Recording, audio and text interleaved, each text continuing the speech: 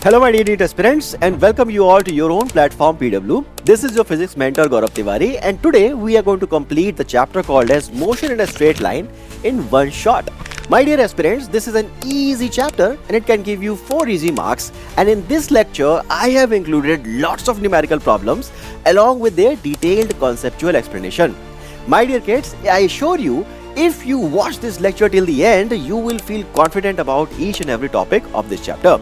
And finally, I'll be sharing a free DPP for your practice along with the lecture notes that you can access on the app through the link given in the description. My dear aspirants, PW is the most loved educational platform in India, and so many aspirants are already achieving their dreams every single year, and that too at the most affordable prices. You can also explore the app through the link given in the description. Now let's move ahead with the chapter.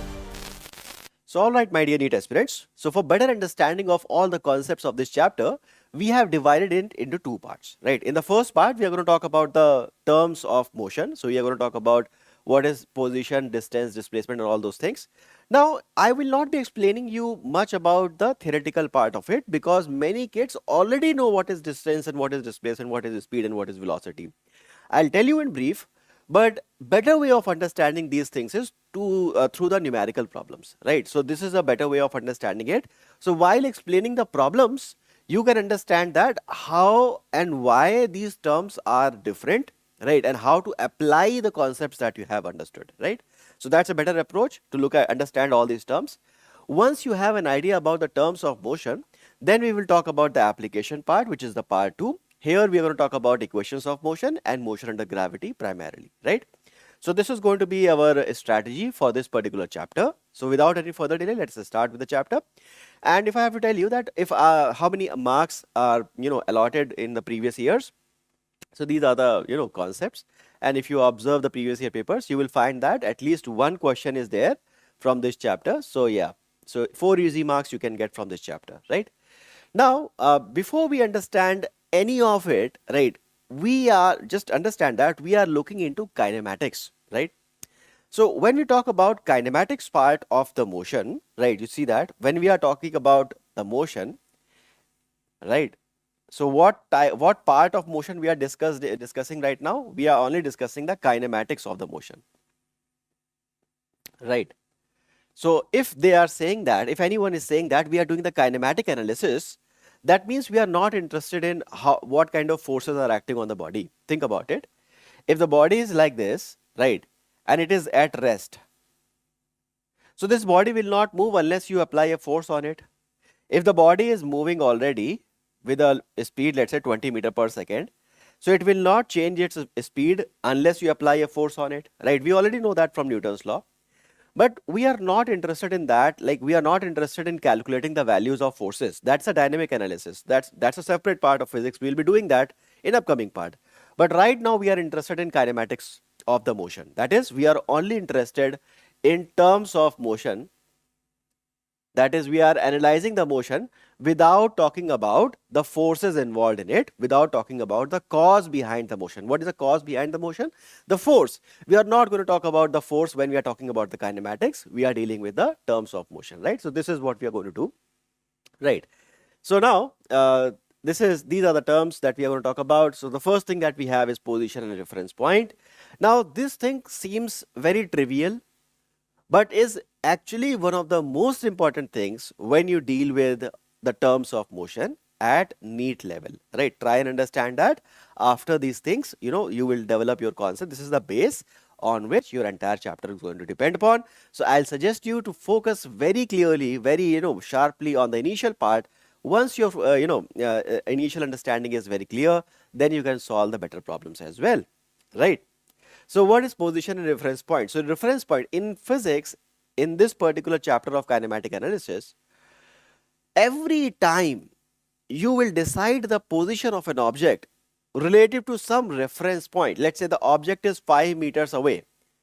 5 meters away from where? Right. Object is traveling towards east. East from where? Right.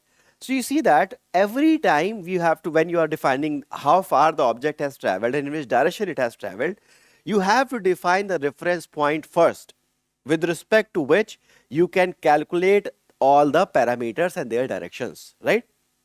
So reference point is, we can say, the point where from where all the parameters are measured, right? If you are measuring the directions, you are going to talk about in terms of reference point. If you are measuring the magnitude of things, you will talk about the reference point, right? So here generally we'll take origin as the reference point. So if we are, let's say, moving towards, let's say, from origin uh, towards this thing, point A, let's say for 5 meters, right? So you'll say that we are moving 5 meters, but in which direction? We are saying we are moving 5 meters from the reference points towards east. We are moving 10 meters, let's say, towards, we can say, y-axis, right? So towards north, you can say, right? So everything is measured from the reference point, and that's how you describe the position from the reference point, right? Now, rest and motion, they are all relative terms, right? They are all relative terms, and they are relative to what? Relative to some reference or observer. All right. So this is just a basic part of it, right? We are just moving towards a numerical part, but this is just basic thing to understand, and you should know about these things, right? So when you define rest or motion of the object, know that we are always defining relative to some observer. For example, if we are sitting in the car, the trees appear to move, right? So we can analyze the motion of the tree while sitting in the car differently. An observer that is sitting in a car will analyze the motion of the tree differently than a person who is standing right next to the tree on the ground. So for the person who is standing right next to the ground, right next to the tree, right, we'll see that the tree is not moving at all. So he will say that the velocity of the tree is 0. But right now, the person who is sitting in a car, he will observe the tree is not stationary. It seems to be moving backward in the opposite direction, right? So he will say that the velocity of the tree is, let's say if the person itself is moving with velocity v, so he will say that the tree appears to be moving with a velocity minus v in the opposite direction, right? You see that all the observations are done by the observer. So if the velocity is given as v, so who is telling you that velocity of an object is v? The observer is telling you, right? So the observer will decide, the parameters of the motion, right? So this is the meaning of being something relative, right? So now the next thing is the term, which is the distance itself. So what is distance? When a particle is moving, right, then the total length of the path covered by the body is called as distance, right? What is distance? The total length of the path covered by the body is distance. Now the distance can only be 0. Distance can only be 0, only be 0 when the particle doesn't move at all. Particle doesn't move at all. Okay? All right. So I believe the idea is very, very clear. Right. So distance can only be 0 when the particle is not moving at all. Right. If the particle moves, then the distance starts, you can start counting the distance. Right. So yeah. All right. Now, and one more thing. These are two notes. These things will be helpful when you are going to solve the numerical problems. One more thing that you need to know. Right, the time of the journey depends on the distance covered by the body, right? This is a very important point. I will use it when I'm going to solve some numerical problems. I'll tell you, right? So the second point is the time of the journey, right, depends on the distance it travels or the distance covered.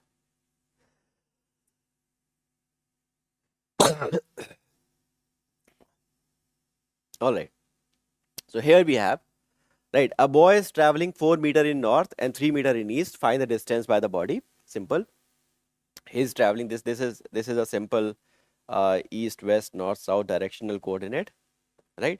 Boy is traveling 4 meter in north, 4 meter in north, right, and 3 meter in east, 3 meter in east, right? Total distance, distance covered by the body. Distance is total path length, this and this. So 4 plus 3, it is 7. All right. Look into this one, displacement.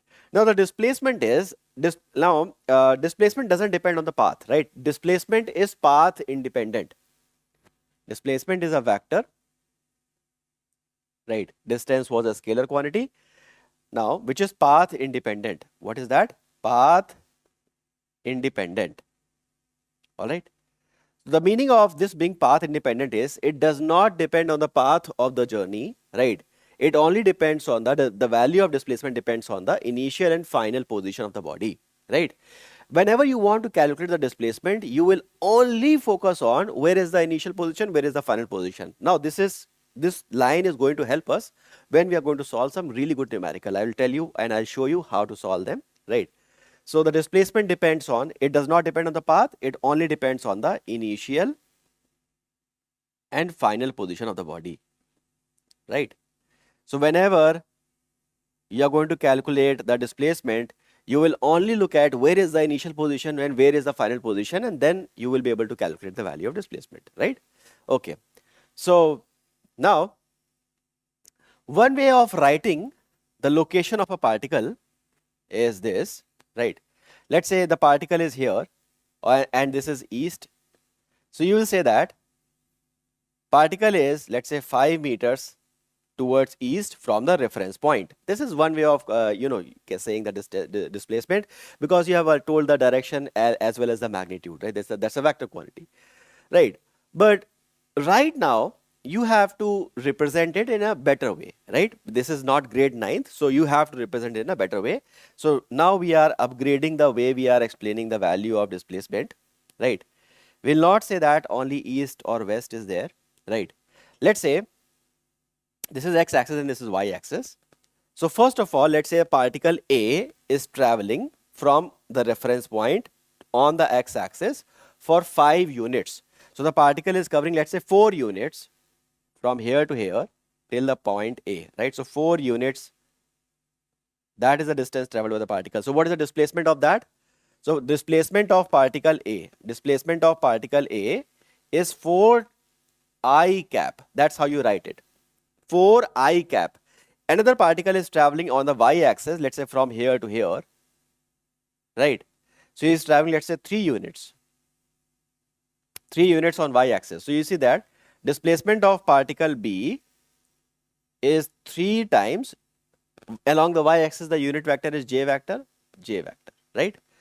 Another particle is there, right?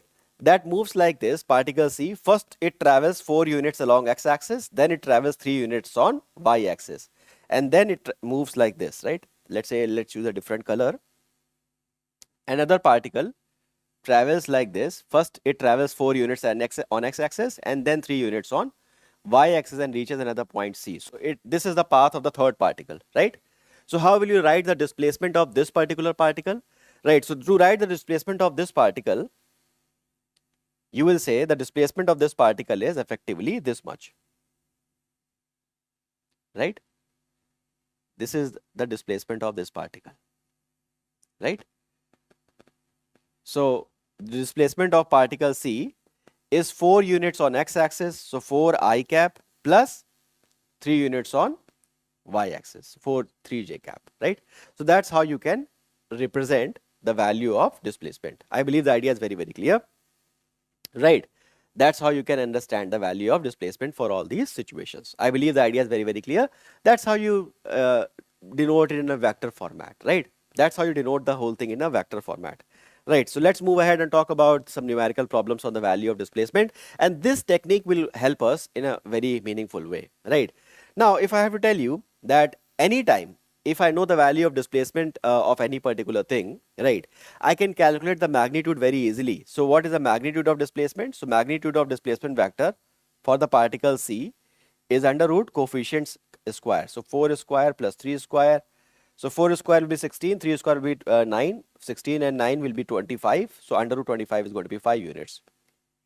So displacement traveled by the particle C is 5 units. The magnitude is 5 units, right? The magnitude of displacement for the particle C is 5 units. So this is going to help us in so many different ways. that like we can solve some really good problems simply by using this technique, right? So yeah, so let's look at that, right? Let's look at that. So here we have it. Calculate the magnitude of displacement when a body is moving along the indicated path. So particle is moving from here to here, then like this, and we have to calculate displacement. It's a good question, right? In this situation, let us not complicate things. So you know that displacement only depends on initial and final position. Initial and final positions, right? Displacement only depends on initial and final position. So where is the initial position? This is my initial position. Where is the final position? This is my final positions. Let's write down I and F for the initial and final position, right? Whenever you are interested in calculating the value of displacement, you mark 2 points, initial and final, right? Now, how to know the value of displacement? We can say that displacement is simply denoted by this vector from the initial place to the final place, like this.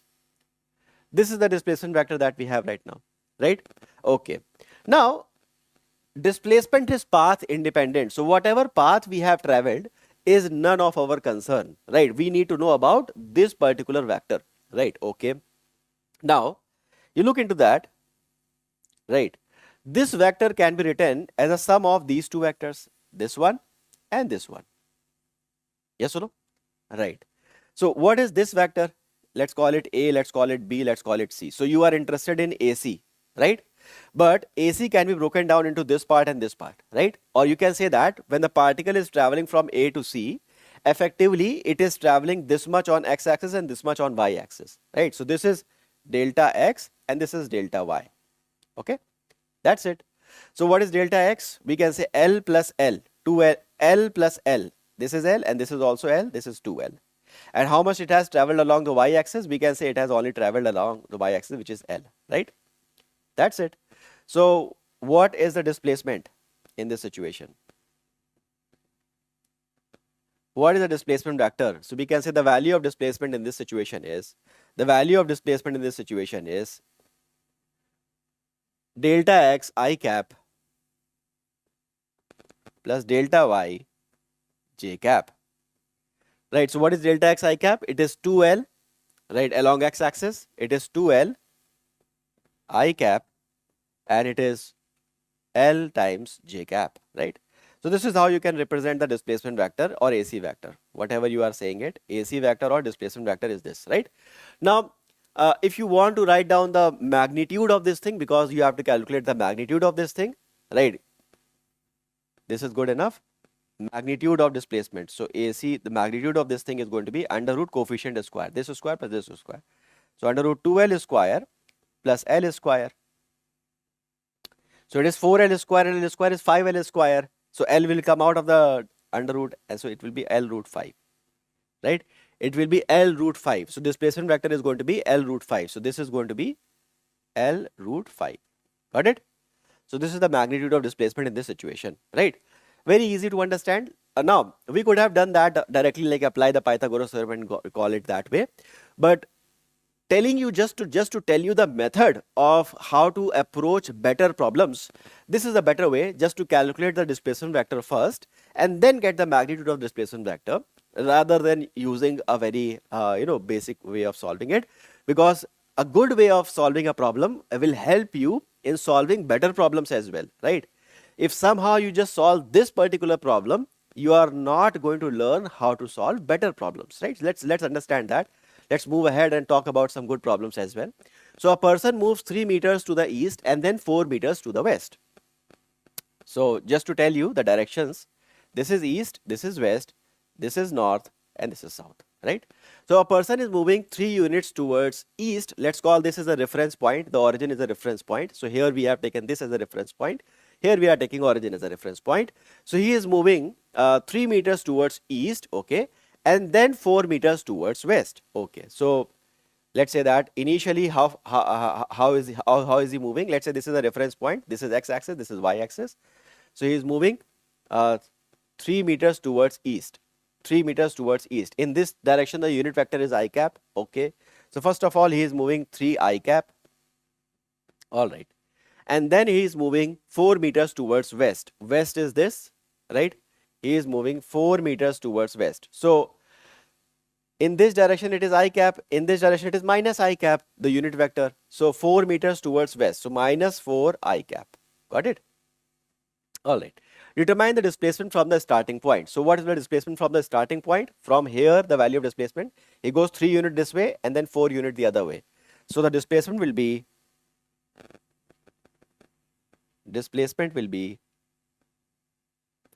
right, you can say minus 4 I cap plus 3 I cap. So it would be minus I cap, right? Effectively, the net value is minus I cap. That is 1 unit along the west, right? Minus I cap is telling you it is traveling for unit vector, that is 1 unit along the west, that 1 meter along the west. So minus sign refers west direction. So it is 1 meter towards west. I believe the idea is very, very clear. Let's move on and talk about the next idea. A person moves 3 meters towards east, then 4 meters towards north. Calculate the value of displacement from the starting point. So again, the same coordinate, east, west, north, south. Just to show you, right? These things should be there in your mind already all the time. But he is moving 3 meters towards east. So the person is moving 3 meters towards east. Okay. So let's call it 3 I cap. And then it is traveling 4 meters towards north. So 4 meters towards north. 4 j cap, right? Calculate the value of displacement from the starting point. So displacement from the starting point. This is the starting point or reference point. This is the displacement, right? So what will be the displacement? So displacement vector will be 3 I cap plus 4 j cap. That's it. Do you have to find the magnitude? So of course you need to know the magnitude as well. So magnitude of this displacement will be under root 9, 3, this is square plus this is square, 3 square is 9 and 4 square is 16. So which is 5. Under root 25 is 5, right? So this is the 5 meter. That is the value of displacement in this particular situation. I believe the idea is very, very clear. Let's move on and talk about another part. A person first moves 3 meters east, 4 meters north, and finally 5 meters up. So you see that if this is the coordinate system, right? Somebody can move this way or that way. And now when you are moving up on this plane, you are moving on the other plane, right? Right. You are moving on this axis and this axis, you are moving on the same plane. But when you are saying you are moving up, you are moving on the third axis, perpendicular. You are not moving on XY plane only. Now you are moving on the Z axis, right? That's what the meaning of up is, right? Leaving the plane. All right. So a person first moves 3 meters towards east. 3 meters towards east. That is, let's call it 3 I cap, right? I believe everybody has the basic, east-west mind, east-west, north-south. This particular thing should be there in your mind, right? So he's moving 3 meters towards east. So first of all, he is covering 3 I cap, okay? Then he is moving 4 meters towards north, okay? 4 meters towards north like this. So that is 4 j cap, right? And then finally he is covering 5 meters up. So that after this, and then he is traveling 5 meters up. You can imagine there is a small insect, a small fly that travels 3 units like this, 4 units like this, and then he flies like this, right? He flies like this on this plane for 5 units. So effectively, what is the displacement vector? Look into this, right? He moves, the fly moves 3 units on this axis, 4 units on this axis, and then 5 units like this, right? So effectively, join the initial point and final point. This vector, this scale is representing a vector. That is the displacement vector, right? So how will you say that? Let's say that this is how you are coming out for 5 units. Let's call it 5k cap, right? Right. So displacement vector will be the line joining this and this. So displacement vector is going to be, let me show you with a different color so that it is easier for you to understand. This is going to be the displacement vector or D vector, right? So displacement vector is going to be 3 I cap plus 4 j cap plus 5k cap. This is the value of displacement vector. Now, in the case of let's say if you have to find the magnitude of displacement, determine the displacement. Magnitude of displacement would be under root 3 square 9, 4 square is 16, and 5 square is 25. Just add them. 16 and 9 is 25. 25 and 25 is 50. So under root 50 is going to be the answer. All right. So I believe the idea is very, very clear. That's how we actually talk about these things. So yeah. So it is 5 root 2. Under root 50, you can write it 5 root 2. So yeah. Let's talk about one more numerical. Right. So look into this particular question and try to solve it. A person moves 3 meters east, 4 meters north, and then finally 5 root 2 meters in southwest direction. Calculate the displacement from the starting point. It's a good question, right? A slightly calculative question, but not very difficult question. And you know that, like once we have understood how to use the I, J, K notations, right? Not just write like a grade 9th student, right? He'll say that displacement is when you know the direction as well. So when the particle is moving, let's say 5 meters towards east, so 5 meters is the magnitude, towards east is the direction. This is how we write displacement. But right now, as a NEET aspirant, you must know a basic vector as well. And that's why the displacement vectors are represented in terms of ijk. And now, once you know that particular way of representing vectors, everything becomes very, very easy. And this numerical can be solved as well. A person moves 3 meters towards east. So for your reference, I'm also drawing east-west again. East, west, north, south. Right. I should draw a bigger diagram because I need to explain something in this one. Right. So let's call this one like this, right? So this is east, this is west. Oh, sorry, this is west, this is north, and this is south. All right. So now this is also 4 quadrants, right? This will become my x-axis, this will become y-axis, this is minus x-axis, this is minus y-axis, right? Okay. Now he is moving 3 meters towards east. So first of all, he is moving 3 I cap. Okay. All right. 3 meter toward east. Then 4 meters on the north. Okay. Then he is moving 4 meters on the north. So 4 times j cap. Right. And then finally 5 root 2 meters in the southwest direction. Southwest direction. 5 root 2 meters in the southwest direction. So this is the southwest direction. Southwest direction is in exactly middle of south and west. So this little angle is 45. So all the angles have to be measured from some reference side. So this is the reference axis, x-axis. This is the origin. So you are talking about this angle. So right now this particular part is 180. This part is 45. So this whole angle will be 180 plus 45, which is 225. Making sense? All right. So right now you see that the particle is traveling like this. The magnitude of displacement is 5 root 2. So how will you write this displacement, the third displacement, right, in IJK format? So you know that, right? Do you remember when I told you this particular vector? So this vector was there. So particle was traveling from, let's say, point O to A first and then A to B first. Let's say O to A and then A to B. So OB was a displacement, right? So I said OA, let's say, is 3 units and AB is, let's say, 4 units. So you said that OB is going to be 3I cap plus 4J cap, right? Yes. So you see that any displacement vector can be written as a sum of horizontal and vertical component, right? This displacement vector can be written as a sum of horizontal and vertical component. So you can do that again, right? This displacement vector can be written as a sum of horizontal and vertical components. So if I have to show you with a different color, so this can be your answer, right? You can move like this and then you can move like this, right? So summation of these two vectors can give you the displacement, right? Now it is very easy now, right?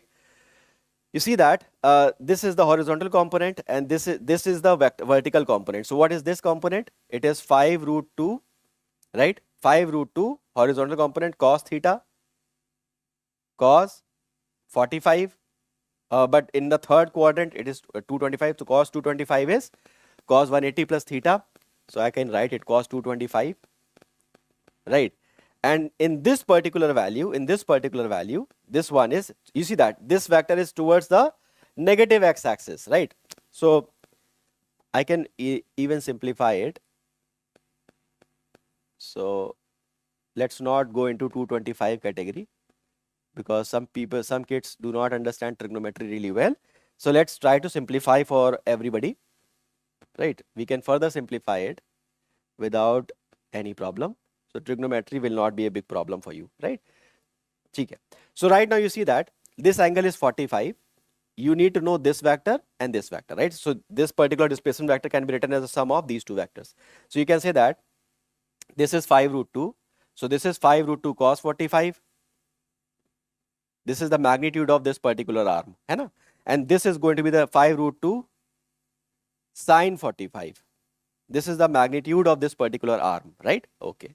But now if you look at that, if you're calling this unit vector in this direction I cap, you can call the unit vector in the other direction minus I cap, right? So how will you write it? 5 root 2 cos 45 towards minus I cap, na? So this particular thing can be written as, in the vector format, this vector can be written as cos 45 is 1 upon root 2. So 5 root 2 cos 45 is 1 upon root 2. And in the unit vector in this direction, if you have to write down, unit vector in this direction is going to be minus I cap, right? And unit vector in this direction is going to be minus j cap. So 5 root 2 sine 45. How will you write it in the vector format?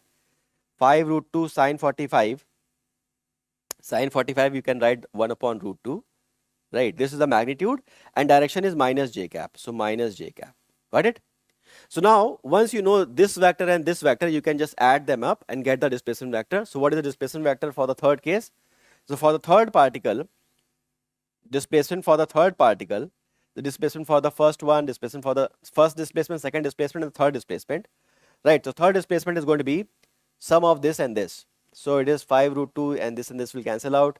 This and this will cancel out. So minus 5 I cap and minus 5 j cap, right? This is it.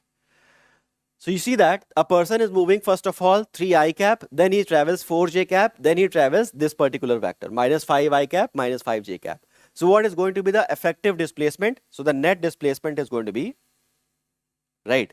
Here whatever work we had to do, we just need to calculate the components of this thing and write the third displacement also in the vector format. Once we have everything in the ijk format, then the net displacement will be summation of all these things, right? So first of all, he travels 3 I cap, then he travels 4 j cap, right? Then he travels this much, minus 5 I cap, minus 5 j cap, right? You see that you can subtract it. It is minus 2 I cap and 4 and 5 minus j cap. This is the net displacement vector. I believe the idea is very, very clear. Now, if you were doing it analytically, or if you are doing it, let's say with graphical method, you wouldn't be able to solve it, right? It will be very, very difficult for you otherwise, right? But once you know the way you can calculate displacement simply by putting everything in IJK format, you can convert all the displacements in IJK format and add them up, right? That's what we have done. IJK format we have done. If you want to find the magnitude of this thing, the magnitude of this displacement will be minus 2 square, which is 4, and 1 square, which is 1, minus 1 square. So 4 and 1 root 5. This is going to be the net displacement of the particle after it has traveled all 3 journeys, right? So let me summarize this particular problem. First, previously we had only very simple numerical, right? The particle was traveling something on x, something on y. So we used to call it 3 I cap, 4 j cap, add them up. This is the net displacement of the particle, right? But right now particle is traveling 3 journeys. First is travel something here, something there, and then something there, right? So now we can just add all three journeys together in a vector fashion, and we can get the final displacement vector, right? So on the x-axis the value is 3 I cap, on the y-axis it is 4 j cap, and then final vector is the d3 is this was not written in the vector format. So all the work that we need to do is just convert this into vector format, because we don't know the unit vector in this direction. So we took the components, this one and this one, right? So this is towards the negative axis. So this component will be written with the minus I cap, and this is towards minus y axis. So this one will be written with the minus j cap, right? So now we know this vector plus this vector is basically representing the displacement vector, this one. So we can also represent the third journey in the terms of I and j. So all 3 displacements are written in IJ format. So now all you have to do is just add them up. So once you add them up in a vectorial fashion, you will get the net displacement. You will get the net displacement. All right. So that's it. Look into this numerical. A particle goes from this particular vector to that vector. A particle goes from this vector to that vector. Calculate the displacement between these two positions. So here what is happening? Try and understand that. This is x-axis, this is y-axis, right? Particle was initially at 3i plus 4j, okay, 3i plus 4j. So here is the particle, 3i plus 4j, 3i and 4j, all right?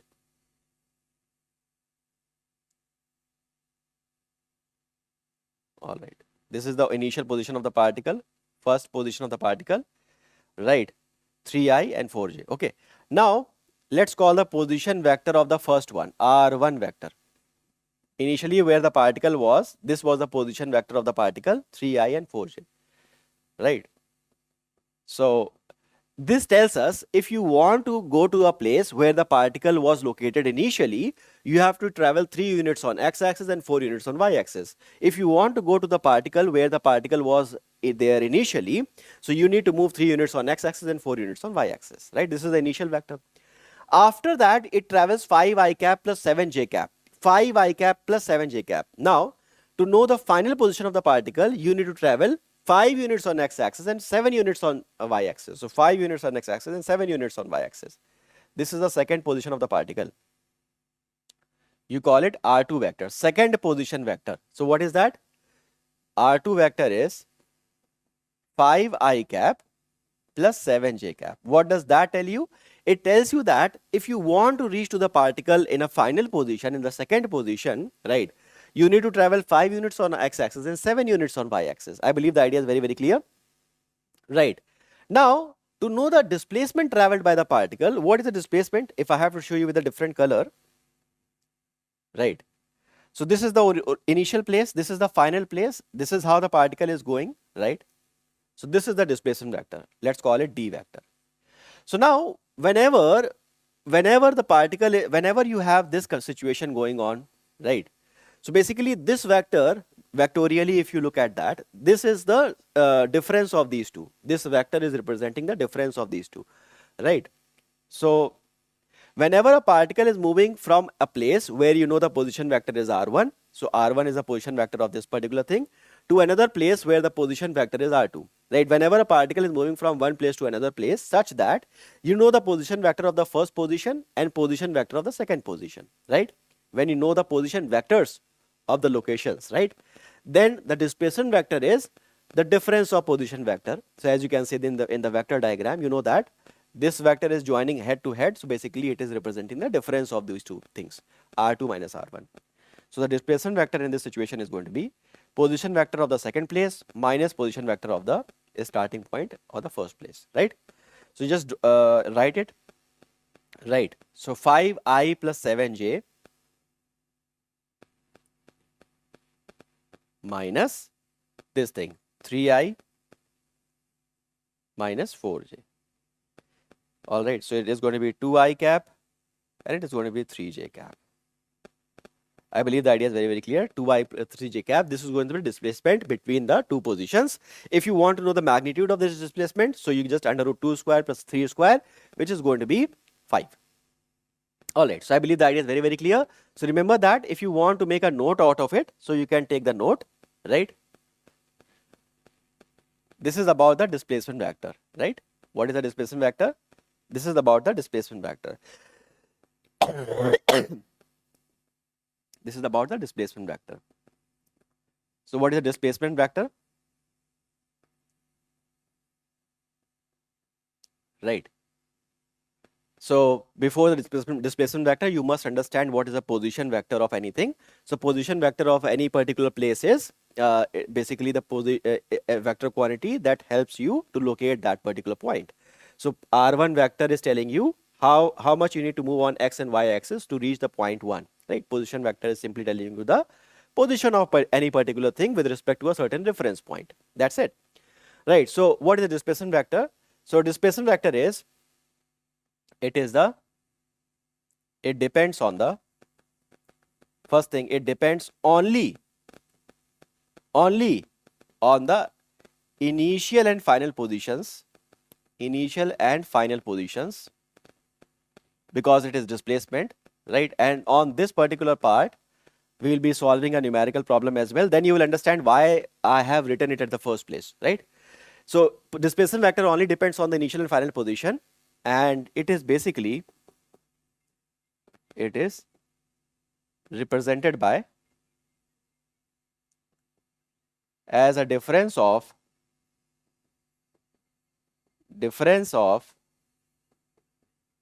it is represented as a difference of the position vectors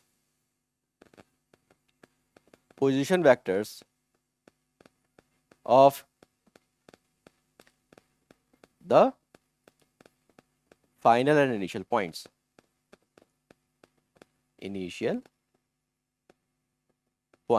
Got it? So these are all two important things. So you can say that displacement vector is R2 vector, position vector of the final point, minus R1 vector, position vector of the initial point. This is how you write a displacement vector. So this is again very, very important thing, right? Displacement vector only depends on initial and final position. It only depends on initial and final position and nothing else, right? Let's move on and talk about the next idea, right? Determine the displacement of the bottom most point during the half rotation, okay? It's a good question. While rolling forward, so this particular thing is rolling forward, and after half rotation, where will it go? So this is the lowest, this is the bottommost point, right? After half rotation, in one full rotation, it will travel the distance of its circumference. In half rotation, it will move here. This lowermost point will move towards the top, right? In one full rotation, it will come back to the same place. In half rotation, it will move to the top, right? So this is the new place. This is the new place. This is the topmost point, the point A, you can call it. The point A after half rotation will reach here, right? Okay. So how far will it travel? It will travel half of 2 pi r. 2 pi r is the total circumference. If it will travel for the entire rotation, it will travel the distance equal to the circumference. Right now we are completing half rotation, so it will only move ahead by the half of the circumference, which is 2 pi r by 2, which is only pi r. Okay.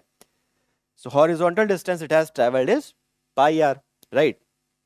Horizontal distance that it has traveled is pi r. I believe the idea is very, very clear, right?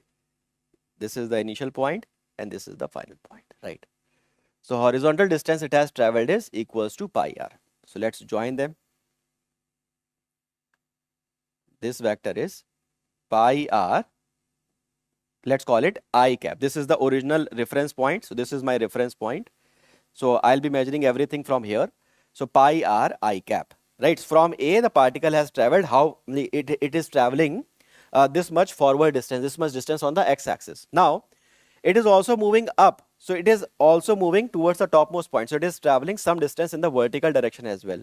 So it has, this particular point has traveled this much forward and this much upward, right? So this is the vertical distance, which is equals to twice of radius. So this displacement is 2r j cap, right? So in half of the rotation, the bottommost point is traveling pi r I cap forward direction and 2r j cap in the upward direction. Yes or no? Right. Listen it again. In half rotation, it will travel half of the circumference like this, and it will go in the topmost point, right, like this. So it is traveling pi r half of the circumference forward and 2r in the this direction, right? Now if I need to join them like this, this is going to be the displacement vector, right? So how would you write a displacement? We can say this vector and this vector. If you add them up, this is how the displacement vector is. So let's call the displacement vector is D vector. So D vector is sum of this and this, pi r I cap plus 2r j cap. I believe the idea is very, very clear, right? Pi r I cap plus 2r j cap. I believe there is no confusion in this part, right? So let's move ahead and talk about the next idea. All right. The correct statement among the following is which, when displacement is 0, distance traveled is not 0. When displacement is 0, distance traveled may be 0. when distance is 0, displacement is not 0. Distance traveled and displacement are always equal. So in the first part, like when I was telling you the displacement, the definition of displacement, I told you that distance is nothing but the while I was telling you the value of meaning of distance is nothing but the total path length covered by the body. And I told you that distance is only 0 when the particle hasn't moved at all, right? So distance is only 0. Distance is only 0 when the particle is not moved at all. There is no movement at all, right? Particle is stationary at the reference point itself. So if it moves, there is a distance, right? Okay. So when displacement is 0, distance traveled is not 0. It is not always true. If the particle is not moving at all, it is resting at the reference. So distance is 0 and displacement is also 0. So when displacement is 0, distance traveled is not 0. This will become wrong. So this is wrong. Look into this part. When distance is 0, displacement is not 0. When distance is 0, displacement is not 0. If distance is 0, that means the particle has not moved at all. Then by default, displacement has to be 0 because particle has not moved at all. There is initial and final positions are same, right? So this is again wrong. Distance traveled and displacement travels are always equal. Not always equal. If the path, distance is depending on the path, right? If it is moving like this and like this, so path 1 has a different distance, path 2 has a different distance, right? Okay, so here you see that displacement is this path, path 2, which is quite smaller than the path 1, right? So this is again wrong. So option B is correct. Why? Because when displacement is 0, distance traveled may be 0. Displacement is 0 when the particle is returning back to the original place. Displacement is 0, but the total length of the path is not 0, so distance is not 0. So yeah, right. And when the displacement is 0, distance traveled may be 0. When the displacement is 0, distance traveled may be 0. So yes, it is true. If the displacement is 0, distance traveled may be 0. By the same logic I told you, if the particle has not moved at all, so displacement is 0, right? And only in this situation the distance will also be 0, right? Yes. So option B is the correct option, right? Option B is the correct option, right? When the particle is not moving at all, then only displacement is 0 and also the distance is 0 because they are using the word maybe, right? Displacement is 0, right? If the particle is not moving at all from the initial point, displacement is 0, right? And distance is also 0. But in all other cases, if the particle moves, then displacement is 0, but the distance is not, right? But this is the only case when distance and displacement both are 0, right? Okay. Now the next idea is velocity and instantaneous velocity. Let's talk about this particular part, okay? All right, so now look into this particular part of velocity and instantaneous velocity. So now you already have basic idea about what is velocity. It's a vector quantity, first of all, unlike speed. Speed tells you how fast the object is moving, but velocity tells you one more thing, in which direction it is moving. It's a vector quantity, right? Now, knowing that will not help you much, right? Because it won't just help you solve better numerical problems. So again, to understand this kind of concept as well, we'll be looking at some numerical problems and we will see that whatever concepts we need, right, can we apply them as well? So yeah, we will learn them and we will apply them. So rate of change of position is called velocity. What is velocity? The rate of change of position. So yeah, this is very, very important. And there are two ways to know the position of an object, right? Either you can know the x, y, z coordinate of that particular particle, right? Or they can also tell you the position vector of the particle. For example, the particle is at A, right? And right now it is at something I cap and something j cap, right? So the position vector of the particle is, let's say, r cap, r vector, which is something I cap and some vector j cap. Let's say 3 I cap and plus 4 j cap. That's the position vector of that particular place A, right? Now what is happening? Particle A, which was at A initially, it starts moving, right? Once the particle starts moving, its position vector will start changing, right? Its position vector will start changing, right? So what will happen? Okay, so now when the position vector is changing, so what will happen? How quickly the position vector is changing, that represents the velocity of the object, right? You think about it. If the particle's position vector is changing very slowly, right? Its position vector is going to change very, very slowly, then when the velocity is going to be much smaller, right? So velocity is represented by how quickly the position of the object changes. This is the better way of looking at things, right? One way is grade 9th definition, that velocity is just how fast the object is moving and in which direction it is moving. That part you can do very easily, right? But once you start solving numerical problems, the better way of addressing the numerical problem is treating velocity in terms of vectors, right? So velocity is basically how quickly the position vector of the object changes, the position of the object changes, right? If they are giving you the position vector, that's a good thing. But if they are giving you x, y, z, like in that way, right? You can also represent in this way, right? dx upon sorry dx upon dt I cap, dy upon dt j cap, and dz upon dt k cap. This is another way of writing the same thing, right? Both of them are exact same stuff, right? This is written in terms of position vector and this is written in terms of x, y, z individual coordinates, right? So I believe the idea is very, very clear. Let's try it and apply it so that we can understand how to use the concepts as well, right? So x is equals to 3t square, find the value of velocity. X equals to 3t square, find the value of velocity. So clearly the particle is moving with the time, right? You see that for different values of time, the location x, the value of x is changing. You put t is equals to 1, you will get one value of x position. You put the value of t equals to 2, you will get different position. So the position of the particle is changing, basically the particle is moving. Now what will be the velocity? Velocity is basically rate of change of position, right? Okay, so velocity is dx by dt. Got it?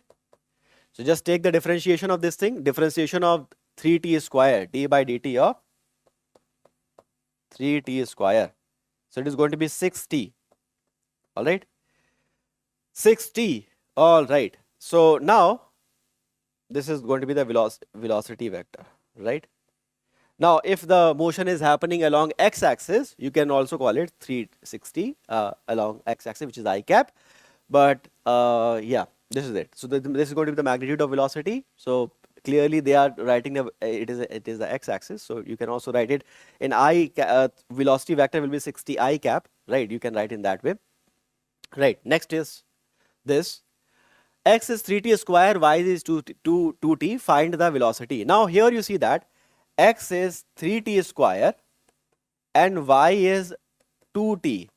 Now this tells us that with time, not only x position of the particle is changing, the x coordinate of the particle is changing, the y coordinate of the particle is also changing, right? So no, when you change the value of time, the value of x changes. When you change the value of time, the y changes as well, right? So both of these coordinates are changing. Both of these coordinates are changing. That means if you take the differentiation of this dx by dt, you will get the value of velocity along x. And when you take dy by dt, you will get vy, right? Value of velocity along y-axis. So the net velocity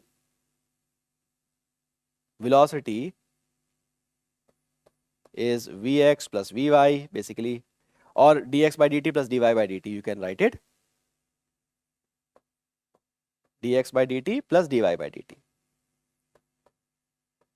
All right. So dx by dt is differentiation of this thing, dx by dt 3t square, differentiation of this thing is going to be 6t, plus differentiation of 2t is going to be only 2. So this is going to be the velocity, magnitude of velocity vector, 2t plus 2, right? And if you want to write in a vector format, so how can you do that? Magnitude, in the vector format, velocity will be dx by dt I cap plus dy by dt j cap, right? This is how you write in a vector format. So it is 6t I cap and 2 j cap, right? Whatever you want to know, you can understand in this way, right? I believe the idea is very, very clear. Let's move ahead and talk about the next idea. The displacement of a point moving along a straight line is given by s equals to 4t square plus 5t minus 6. So displacement of a particle is 4t square plus 5t minus 6, right? Here s is in centimeter and t is in seconds. Calculate initial speed of the particle and speed at t equals to 4 seconds, right? So we need to calculate initial speed of the particle. Initial speed means speed at t equals to 0. This is what you mean by initial speed, right? So initial speed of the particle. So first of all, to know the value of speed, you need to know the ds by dt first. This is the speed, right? You know the position of the particle is this. It is changing with time, right? We are talking about speed. So the direction is missing from this particular part, right? Speed, not velocity. So just take the differentiation of this thing. So it is 8t plus 5. The 6 differentiation of 6 will be 0, right? We don't have to worry about I, j, k components because it is not mentioned anywhere, and we don't have to care about that because we are not calculating velocity, we are calculating speed, right?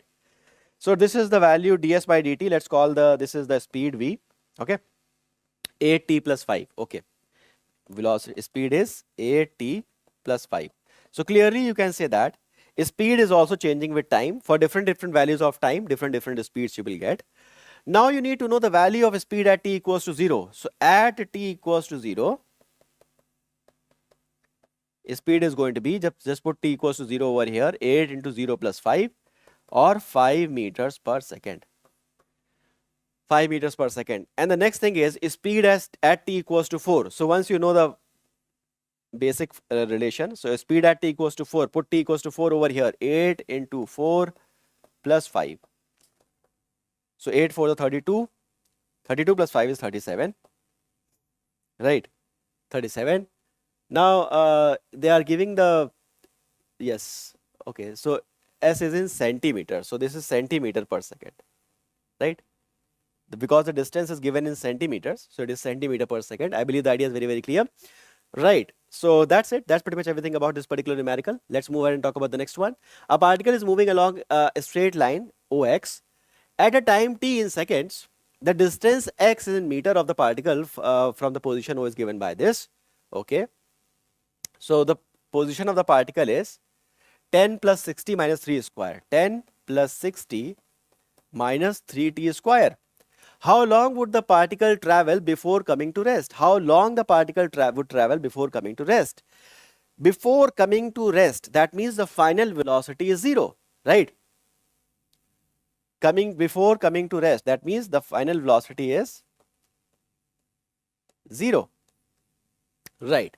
First of all, you get the expression for velocity. So velocity will be dx by dt, differentiation of this thing. Speed, sorry, differentiation of this thing. Differentiation of 10 will be 0. Differentiation of 60 will be 6. And for 3t square, it will be 6t. All right. Now, for final velocity, when will the final velocity get 0? So, final velocity is 0. That is 6 minus 60 is 0. So, it will only happen 60 is equals to 6. So, t equals to 1. That is after t equals to 1 second, the final velocity will become 0. All right. So how long would the particle travel before coming to rest? So it will travel for 1 second before it comes to rest, right? It travels for 1 more second before it comes to rest. I believe the idea is very clear, right? Okay. It travels for 1 more second before it comes to rest. All right. Let's move on and talk about the next idea. X is 3t square and y is 2t. Find the value of velocity. X is 3t square and y is 2t. Find the velocity. So again, x is 3t square and y is 2t, right? Velocity will be dx by dt I cap plus dy by dt j cap, right? So dx by dt I cap, it is 6t I cap, and differentiation of this thing, it is 2j cap. I believe the idea is very clear.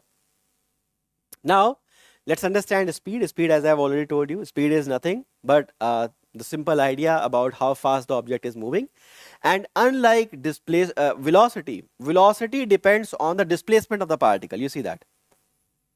Velocity depends on the displacement of the particle. Displacement of the particle. All right. And speed depends on the distance. Distance, right? I believe the idea is very, very clear.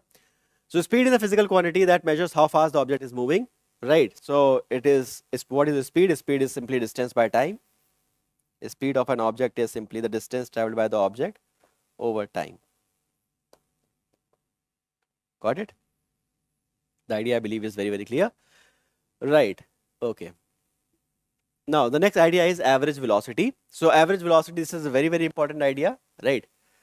Average velocity is, you see that when the particle is completing its journey in phases, right? It is possible that you are moving from point A to point B, a big journey, but you are not always traveling at the same velocity. Sometimes you are traveling towards x-axis only, but sometimes you are traveling with 10 meter per second, right? Then after the point 1, you are traveling with 30 meter per second. Then you are traveling at 2 meter per second because the road was, bumpy. And after that 4 to final point, you are traveling again with a different speed velocity. So you see that in the entire journey, you are traveling along x-axis. So you have a sense of velocity right now.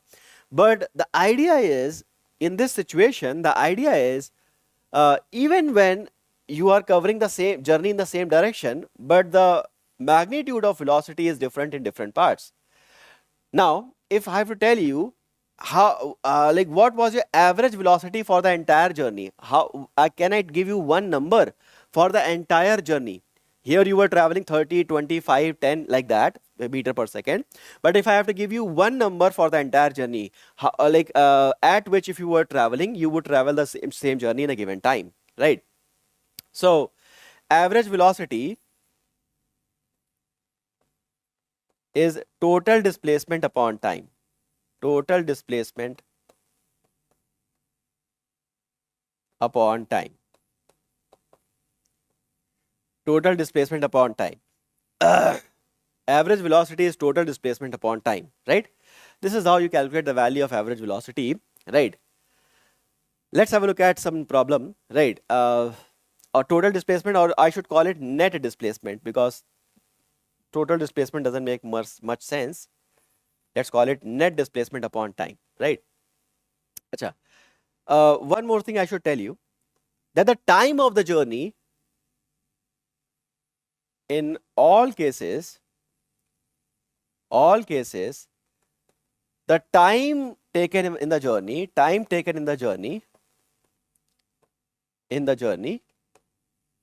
this is very important, depends on the displacement. Journey depends on the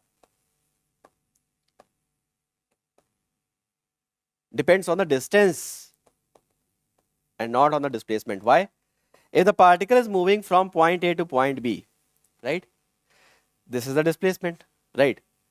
So when you are calculating the value of time, you will have certain time, let's say 10 seconds, right? Okay. But if you change the path and move around this one, you will not take 10 seconds. It will take more time, right? So let's say that particle is moving 20 meter per second like this and 20 meter per second like this. So it will again travel more time. So let's say it will take 15 seconds. If you move like this, even bigger path, it will again take 20 seconds. Right. So the total time taken by the journey depends on the path. So time depends on path. Time is a function of path. That's how you write it. Time taken in the journey depends on the path or that you have taken, right? Time is not independent of the path. In different paths, the time taken will be different, right? That's why Google Maps show you that this path is better, because it will take you lesser time, right? Sometimes the route is longer, but you can move much faster on it, but that is a different story. Here you have it. Let's have a look at this particular question.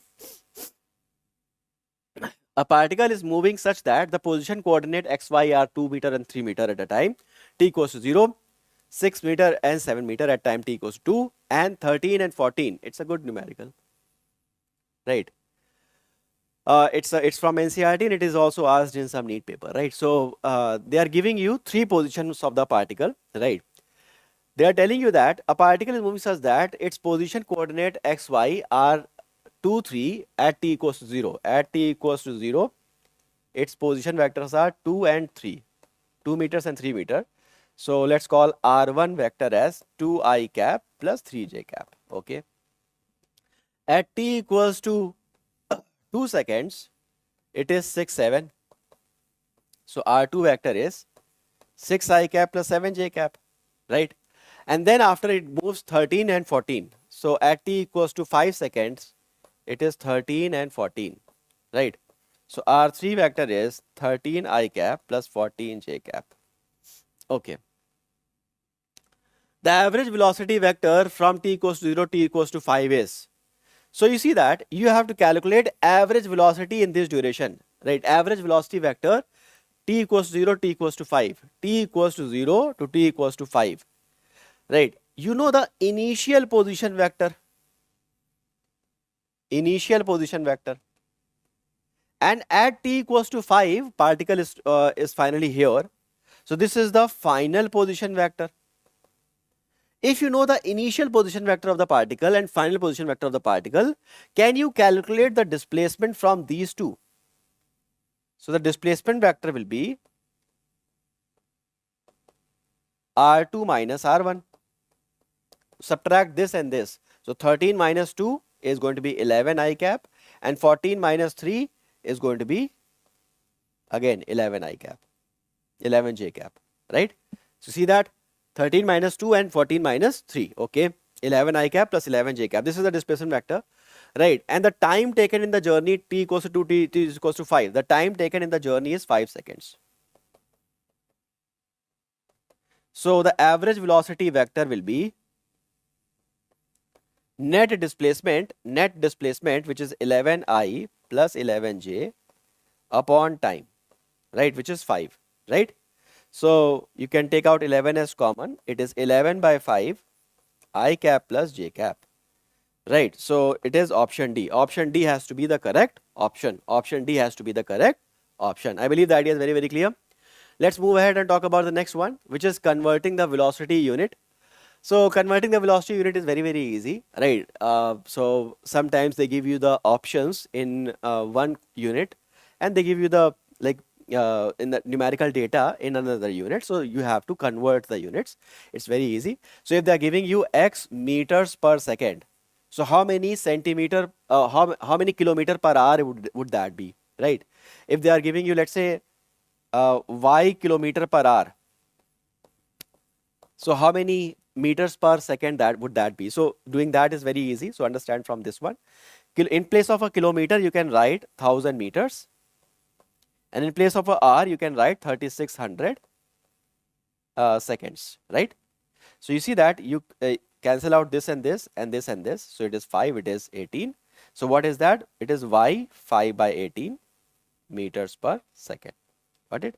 So y kilometer per hour is a 5 by 18 y meters per second. So we can write this one as 5 by 18 y.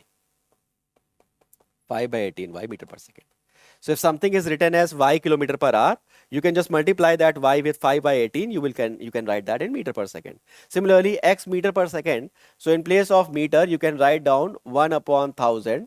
It's 1 by thousandth of a kilometer, right? And in place of a second, you can write down as r 1 by 3600. So 3600 will go up. So this and this will cancel out, this and this will cancel out. It is 18 by 5x, right? So if something is given as x meter per second, you can write down 18 by 5x, that is going to be in kilometer per hour, right? So if it is given 1 meter per second, 1 meter per second is how many kilometer per hour? It is 18 by 5 into 1. It is 18 by 5 kilometer per hour. 2 is going to be 36 by 5. 3 is going to be like that, okay? So here we have it, average speed. Average speed is calculated by dividing the distance traveled by the time taken. Speed has no direction as it is a scalar quantity, right? So an object is moving with speed v1 for time t1 and speed v2 for time t2. Then find the average speed. The object is traveling with speed v1 for time t1. It is traveling with speed v1 for time t1, right? So okay. So all right, it is traveling with speed v1 for time t1, okay, and it is also traveling with speed v2 for the time t2. Got it? Find the average speed. Find the average speed. Okay. Find the average speed. So when we talk about the average speed, what is that? So average velocity was net displacement upon time. Average speed, uh, let me write it the complete thing. Average speed is going to be net distance or total distance. Net distance or total distance upon time. Yes or no? Because it's a speed, na? So it depends on the distance. Net distance upon total time. Got it? I believe the idea is very, very clear. Let's have a look at that. So average speed again. Average speed is going to be total distance. Let's call it, when it is traveling with the speed v1, it has traveled the distance d1, and when it is moving with the speed v2, it is traveling the distance d2. So the total distance will be d1 plus d2, and total time will be t1 plus t2. Yes or no? So right now d1 is going to be distance is velocity, speed into time. Distance is speed into time. d1 is equals to v1 t1, and d2 is speed into time, v2 t2 upon t1 plus t2. That is the average speed for this particular situation, right? Let's move and talk about the next one. An object is moving x1 distance with speed v1. It is traveling x1 distance at speed v1 and x2 distance with speed v2. x2 distance with speed v2. Then find the average speed of the total journey. Average speed of the total journey. Average speed is going to be total distance upon total time. Total distance is x1 plus x2. Let's say that in the first part the time taken is t1, in the second part the time taken is t2. So total time is going to be t1 plus t2, right? Now x1 and x2 are known variables, right? We can use them, but t1 and t2 we have assumed the time taken in first part and second part. So we have to replace them in terms of known variable. So x1 plus x2 upon t1 is going to be, it is traveling x1 distance in v1 with v1 speed. So it's going to be distance upon time. t1 is going to be distance upon speed, right? So how much time it is going to take? It is distance upon speed. And t2 is going to be distance upon speed again, x2 upon v2. Right, this is going to be your average speed in this situation, right? Let's move on to talk about the next idea. Find the average velocity in the given case. If the body is traveling as shown in the figure, right, it is traveling like this. So it is traveling with 20 meter per second from A to B for 10 seconds. Then from B to C, it is traveling with 30 meter per second for the next 20 seconds. So average velocity is going to be average velocity.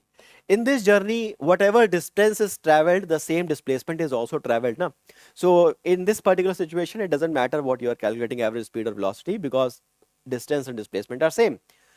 Average velocity is going to be net displacement upon total time, right? So net displacement in first part AB plus BC upon total time t1 plus t2. All right, so now you know that AB is how much? This value, we can say that we know this much because speed and time is given. So 20 into 10 is going to be 200. AB is going to be 200, and 30 and 220 is given. It is going to be 600. It is going to be 600. All right, and time is going to be 10 and 20. 10 and 20. 10 and 20. So it is 800 by 30. So 80 by 3 meter per second. I believe the idea is very, very clear. 80 by 3 meter per second is going to be average velocity. Let's move on and talk about the next idea. An object is moving on a circular path with constant speed v. Then find the average velocity when it completed first half revolution. An object is on a circular path with constant speed v. Okay, circular path. An object is moving on a circular path with the constant speed v. Okay, because the velocity cannot stay constant on a circular path. Okay, then find the average velocity when it completes half revolution. We have to find average velocity. Average velocity, right? So average velocity depends on the net displacement. Displacement upon total time. So this is a very good numerical. It will like let you know about the two important points. Net displacement. Net displacement in half of the revolution, it will move from, particle will move from A to B. So the net displacement is this, 2r. Now the time taken by the particle, it is moving with the speed v, right? And it moves from this place to this place, right? So what should be the time taken? Should it be 2r upon v, displacement upon time, or distance upon time? My dear kids, the time taken in the journey depends on the distance it has traveled. It is not traveling in this path. It is traveling on this path, right? The time taken by the journey is path dependent. I have told you, right? The time taken in the journey is path dependent. And since the path taken by the object is circular path, right? Object is moving along this path. What is the length of this path? Half of the circumference. It is pi r, right? Okay. So the time taken will be pi r divided by v, distance upon velocity. So pi r, this is the distance upon v. Got it? One kid, when he was solving this problem, he was a good kid, but did a silly mistake. When he was calculating the time taken, he did 2r upon v. But no, you are not doing that, right? Because the time taken by the journey, time taken by the particle in its journey depends on the distance it has traveled, right? R and R will be cancelled out. V will be going up. So it is going to be 2v upon pi, right? This is going to be the average velocity, 2v upon pi, whatever, right? 2v upon pi is going to be the average velocity, right? So yeah, this is it. Let's move on and talk about the next idea. Right, the next idea is instantaneous acceleration. So what is the value of acceleration at a given instant? Right, what is the value of acceleration of a particle at a given instant? Now in grade 9th you have understood this idea that acceleration is rate of change of velocity. Rate of change of velocity is called as acceleration. Rate of change of velocity is called as acceleration. This is what you have understood in grade 9th already, but we are not in grade 9th anymore, right? We will not talk about this definition, v2 minus v1 upon t2 minus t, or the net time taken in this particular part, t, or you can say delta v upon delta t. If the particle is changing the velocity delta v in the time segment delta t, then acceleration is delta v upon delta t. It's a very basic thing, right? It's not going to help us much, but if you know the calculus part of it, then it is going to help you much. So calculus and vectors, they are going to help you solve the entire physics, right? So you see that acceleration is rate of change of velocity. That's how you're going to write it, dv by dt, right? You will not write it like this, delta v upon delta t, right? You will not see those kind of simple numericals in your exam. So v is equals to 3t square. Find the value of acceleration. Velocity is 3t square. Clearly with different values of time, you are getting different values of velocity. Put the different values of time, different values of velocity. If velocity is changing, there is certainly acceleration. So acceleration is rate of change of velocity, dv by dt. So d by dt of 3t square, right? D by dt of 3t square. All right, so it is going to be 60. This is going to be the value of acceleration, 60. Find the value of acceleration is going to be 60, right? Next, move ahead. Okay. Velocity is given as this. Velocity is given as 2t square I cap plus 3t cube j cap. Find the value of acceleration. So acceleration is going to be dv by dt. Take the differentiation of this thing. It is going to be 4t I cap plus 9t square j cap. This is going to be acceleration, right? Let's move and talk about the next idea. The velocity of a particle is given by this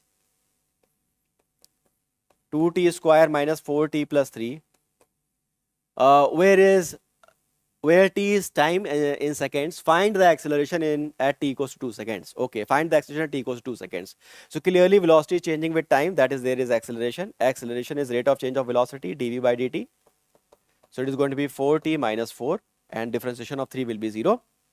So acceleration at t equals to 2 seconds is going to be 4 into 2 minus 4. So it is 8 minus 4, it is 4 meter per second square.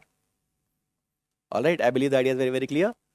Right, so what is average acceleration? It is change in velocity over a time interval, delta v upon delta t. That is basically giving you the average acceleration. Right, that tells you instantaneous acceleration, change in velocity over a very small time frame, delta dt. Right, and this tells you over a bigger segment, right, how big the change of velocity is in a given, let's say 5-10 second segment, right? So that tells you average acceleration, right? So average acceleration is change in velocity over a time interval t, right? A particle is going from point A to point B, moving in a semicircular path of radius 1 meter in 1 second. Find the magnitude of average velocity. Find the magnitude of average velocity. So average velocity, right, depends on the displacement, right? The particle is moving in a path of radius 1 meter, right? So he is moving from A to B. The displacement traveled is going to be pi r, pi into 1 meter. That is pi meter.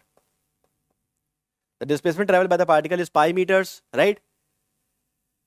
Okay, so average velocity is going to be pi meters displacement traveled by the particle upon the time. It is taking 1 second, so just divide it by 1. So it is going to be pi meters per second. I believe the idea is very, very clear, right? A particle is moving from A to B following a semicircular of radius 1 in 1 second. Find the magnitude of average velocity. It is going to be displacement upon time. Displacement is equals to, oh, what I have done? Displacement is 2r. Sorry, re-record करना पड़ेगा.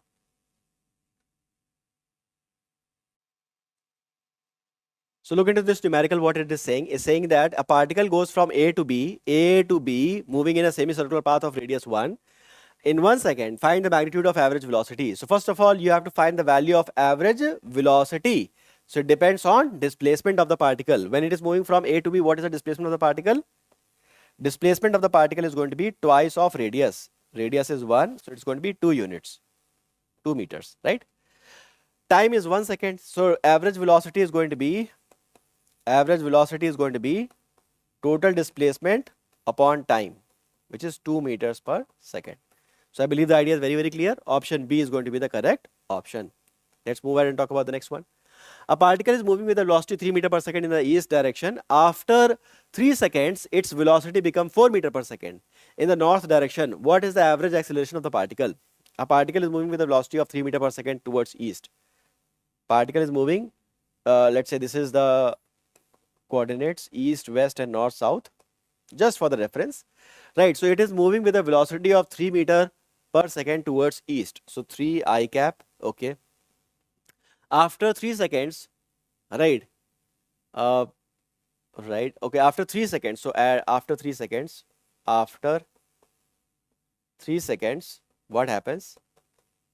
After 3 seconds, its velocity becomes 4 meter per second. So its velocity becomes 4 meter per second in the north direction.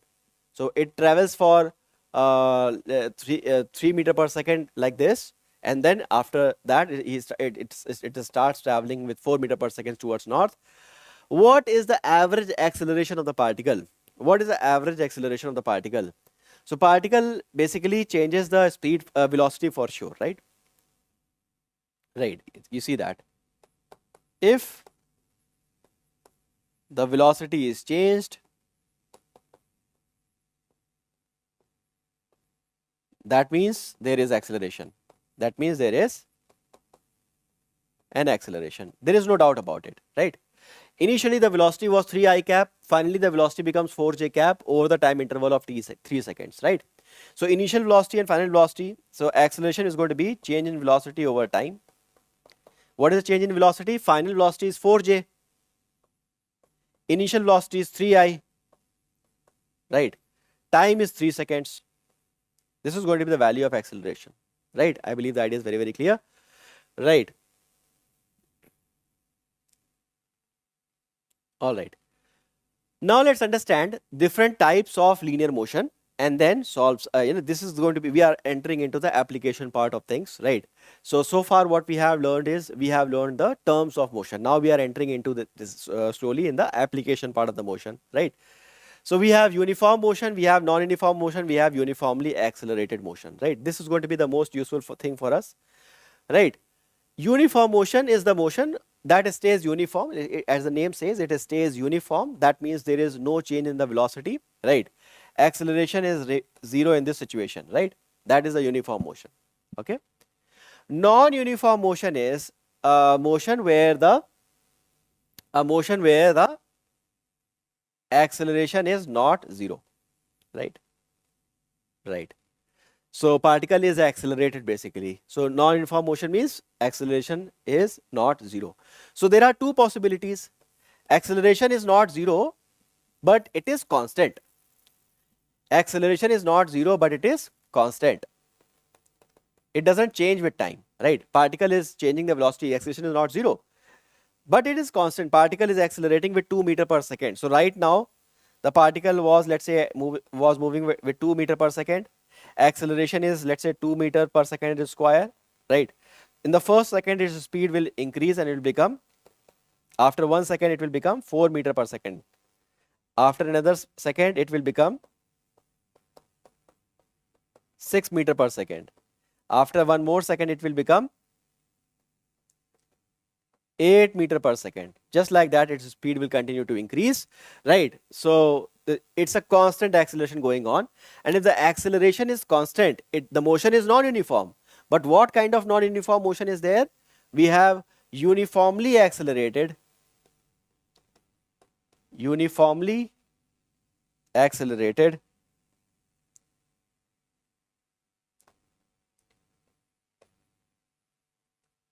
accelerated non-uniform motion.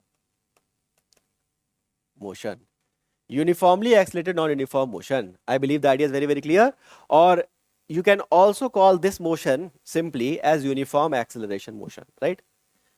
Uniform acceleration motion, all right? Now the other situation is, body is under non-uniform motion, but the acceleration itself is not constant. Acceleration itself is changing with time. Sometimes the particle is accelerated at 2 meter per second square, sometimes it is 5 meter per second square, sometimes it is 6 meter per second square, just like that. The value of acceleration is changing.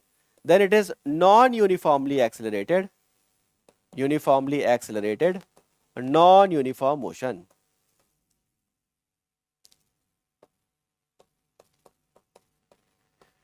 I believe the idea is very, very clear. Let's move ahead and talk about the next idea.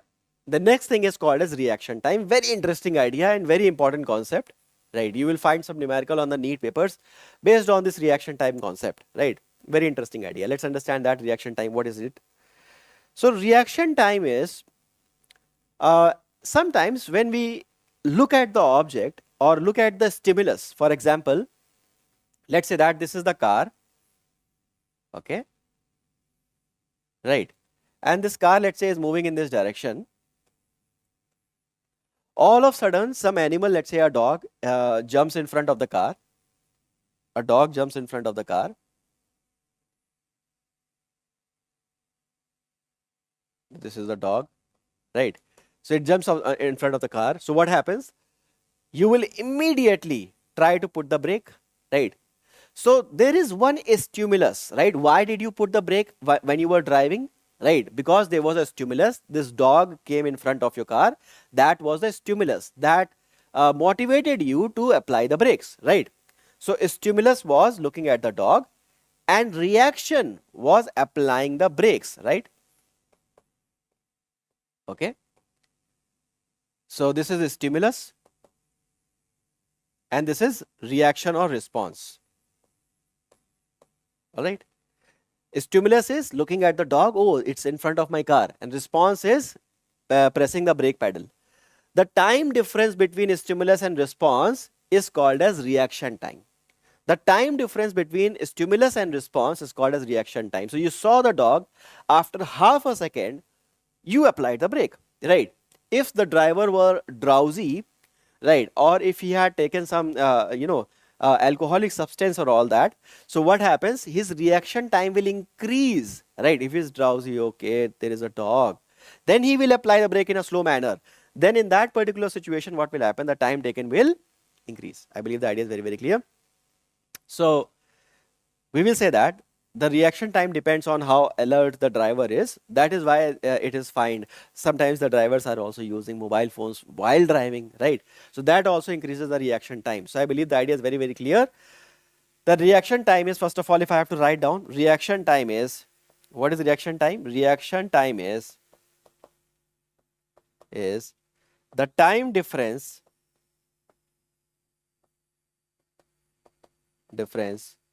between the stimulus and response. Reaction time is the time difference between the stimulus and the response. I believe the idea is very, very clear and there should be no confusion around it, right? Reaction time is the time difference between the stimulus and the response. Okay? So yeah, now sometimes they want you to calculate the braking, or you can say stopping distance, right? Imagine that this is a vehicle, right, that was moving in this direction, right, at a certain decent speed, right, and all of a sudden the vehicle saw a little animal came in front of the car, that let's say is dog. So he saw that there is a stimulus, so the response is he will apply the brake, right? So first of all, there is a reaction time. Reaction time, let's say that the driver has a reaction time of time t1, let's say half a second. After looking at a dog, after half a second, he looked at the dog, after half a second, he pressed the brake, right? So for that reaction time, the vehicle was moving ahead, right? For that reaction time, the vehicle was moving ahead, right? Let's say the vehicle was moving with velocity v, right? So for the reaction time, the brakes were not pressed, right? He was not pressing the brake. For half a second, he could not press the brake, right? So it moved with v into t1, right? That is the distance it traveled while the reaction time was there, right? During the reaction time. So you see that S1 is the distance traveled during the reaction time. Again, listen, understand that. So you see that stimulus is looking at the dog, response is pressing the brake pedal, right? The brake is pressed after half a second. So in that half second, the vehicle will already travel something, right? And once the brakes are pressed, the vehicle will not stand where the brakes are pressed. It will travel some distance, right? So that is where the retardation happens and eventually the vehicle stops over here, right? So what is the total stopping distance? Total stopping distance is this, right? S1 plus S2. The total stopping distance will be, the stopping distance would become S1 plus S2, right? S1 plus S2. So in this journey S1, the the car was moving with the speed V, right? And since you were not applying the brakes, that was a reaction time. You could not react in lesser than that time, right? Okay. So after half a second you applied the brake. After half a second you applied the brake here, right? After the reaction time. Let's say the reaction time was t. So you applied the brake after the time t, right? So in this journey, the particle continued to move with the same velocity v, right? So S1 is simply v into t, right? Plus, after you have applied the brakes here, there was a retardation or negative acceleration of a, right, in the remaining journey such that the final velocity becomes 0, right? Final velocity becomes 0. So let's name the point A, B and C. Look at the journey B to C. Look at this portion. Initial velocity is v, right? Once you apply the brake, final velocity becomes 0, right? Initial velocity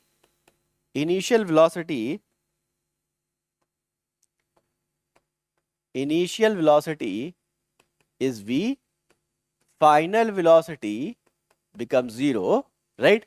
And all that thing is there, right? So it will travel for some distance. Let's say S2 is the distance it travels while braking. So you know that So what will be the value of s? We can say s is ut plus half at square, or v square is u square plus 2as. You can apply any of that. V square is u square plus 2as, right? So final velocity becomes 0. So this is 0. Initial velocity was this v, right? Let's call it final and let's call it initial. So initial velocity of the particle was v square plus 2as, right? S is what? S2, right? So S2 will be the square of initial velocity upon twice of a, right? Twice of a. Acceleration here is a negative value, by the way, right? So you can write with a negative sign, and negative, this will go on the other side, negative sign will cancel out. Negative acceleration means retardation is going on in the situation, right? So it is u square upon 2a, or initial velocity is square upon twice of retardation, right? So this is the total stopping distance, okay? Total stopping distance is a summation of distance the particle travels during the reaction time, and then once the brakes are engaged, it travels for a certain distance. You have to add that as well, right? So adding those two things will give you the total stopping distance, right? Look into this question. The position of a particle is given by this. Then find the speed in this situation. So x equals to t square plus 6t plus 5. Find the speed and instantaneous velocity, speed and instantaneous velocity at t equals 0, t equals to 1, t equals to 3. Okay, so at 3 instances we have to find the instantaneous velocity. So you have to talk about that. So instantaneous will be dx by dt. So just take that 2t plus 6, right? So at t equals to 0, speed is going to be t equals to 0, 6. At t equals to 1, just put 2 equals to 1, t equals to 1, so 2 into 1 plus 6, 8. At t equals to 3, just put t is 3 here, so 3 into 2 is 6, 6 plus 6 and 6 is 12. So I believe the idea is very, very clear. Look at this numerical. The motion of a particle along a straight line is described by the equation x equals to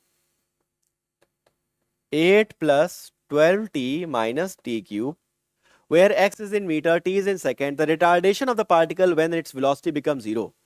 Retardation of the particle when the velocity becomes 0, right? So first of all, you need to know the velocity. Velocity will be dx by dt.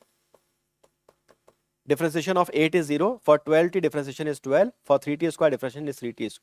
T cube differentiation is 3t square.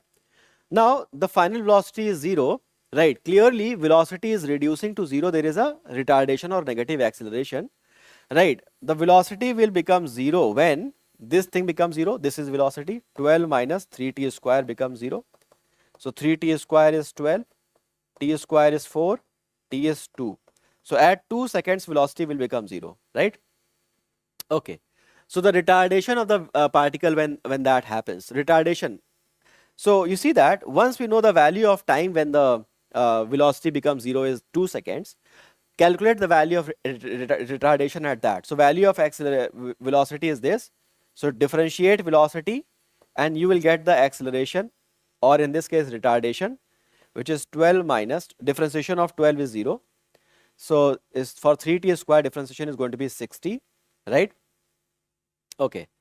So right now acceleration for a given time is 60, right? Acceleration for a given time is 60. Minus sign is showing that it is a retardation or negative acceleration. So when the velocity becomes 0, time is 2 seconds. So what will be the value of retardation at that value of time? So just put it. So retardation when the velocity is 0 is minus 6 into 2, which is 12 meter per second square, right? Minus sign is denoting that it is a retardation, it's a negative acceleration, right? The position of a particle with respect to time is given as x equals to 90 square minus t cube. Where x is in meter, t is in second, what will be the position of this particle when it achieves the maximum speed along the x direction? So you see that once you know the value of velocity, which is dx by dt, differentiate it, you will have 18t minus 3t square. Okay. For the velocity to be maximum, you need to take dv by dt to be 0. Right? For maximum minimum of any particular thing, dv by dt has to be 0. Velocity is written this. Differentiate this thing. 18 minus 6t has to be 0, or t needs to be 3 seconds. So at t equals to 3, velocity will be maximum, right? So what will be the position of this particle when it achieves the maximum speed? So at t equals to 3, it achieves the maximum speed. Put 2 equals to 3 here. So x equals to 9t square minus t cube. So 9 into 3 square is 9 and 3 cube is 27. So 81 minus 27 is 54. So I believe the idea is very, very clear. 54 meters is the location of the particle when the particle achieves maximum speed. For maximum minima, this is a basic concept that for maximum minima of any particular thing, the differentiation of that thing has to be 0. So that gives you the value of time. Right. If you want to cross check that whether or not at this value of time the velocity is only maximum and not minimum, take the double derivative of that thing and it has to come out negative. I can directly see that the double derivative will come out negative only, right? So that is why I said double derivative of that will come out negative only. So yeah, that is why I said it has to be maximum at t equals to 3 seconds only, right? So here we have the next numerical. A particle moves along a straight line OX. At a time t, the distance x of the particle at O is given by this. So x equals to 40 plus 12t minus t cube. How long would the particle travel before coming to rest? So again, how long the particle would travel before coming to rest? Similar kind of problem I have already solved. Right, so before coming to rest, that means the final velocity has to be 0. So velocity is dx by dt. Differentiation of 40 is 0. For 12 it is 2. For 3t square. So for velocity to be 0, 12 minus 3t square is 0, or 3t square is 4, or t equals to 2 seconds. Plus minus 2 seconds, so time cannot be negative. I am not taking the negative value, so it's a positive 2 seconds, right? So at 2 seconds of it is 0. How long the particle would travel before coming to rest? So it will travel for 2 seconds before coming to rest, right? How long the particle would travel before coming to rest? So it will travel for 2 seconds before it comes to rest, right? So like they want, I guess the options are given in meters. So the question wants to ask that how far the particle would travel before coming to rest. So the language of the question should be how far the particle would travel before coming to rest. So no problem in that as well. So the change of position is final minus initial, right? So you see that particle before coming to rest, particle comes to rest at t equals to 2. So put the value t equals to 2 over here. The final position of the particle is 40 plus 12t minus 2 cube, which is 8. All right. Minus initial position of the particle at t equals to 0. Put t equals to 0 here. This one will become 0. This one will become 0. But 40 will be there, right? So initially particle was there at x equals to 40. Finally it reaches here. So just solve it. 40 and 40 will cancel out. 12 into 2 is 24. Minus 8 is 16. So option is 16 meter. Option D should be the correct option. Let's move on and talk about the next one. A particle is moving along a straight line such that its displacement at any time is given by s equals to this. The acceleration of the particle at t equals to 1 second is going to be. So displacement of the particle is 3t cube plus 7t square plus 14t plus 5. The acceleration of the particle would be, so just take the differentiation, get the velocity. So it will be 9t square plus 14t plus 14, right? Acceleration, for the acceleration, differentiate the velocity, 18t plus 14. So acceleration at t equals to 1, 18 into 1 plus 14. So 18 plus 14 is 32. Option B is correct. All right. Very simple thing. The position of the particle varies with the time as this. The acceleration of the particle will be 0 at time t equals to what? So you can solve it again very, very easily. X equals to at square minus bt cube, right? So velocity will be dx by dt, right? The acceleration of the particle will be 0 at what value of time? So you see that, just differentiate it. It is 2 at minus 3 bt square. Differentiate it again. Acceleration is dv by dt. So differentiation is 2a minus 6bt. Alright, 6bt. So basically we have to find out at what value of time acceleration is 0. So put acceleration is 0, 2a minus 6bt. 6bt equals to 2a, t equals to a upon 3b. A upon 3b. Option B is correct. The velocity of a body depends on the time according to the equation v equals to t square upon 10 plus 20. The velocity of a body depends on t square upon 10 plus 20. The body is undergoing uniform acceleration, uniform retardation, non-uniform acceleration, zero acceleration.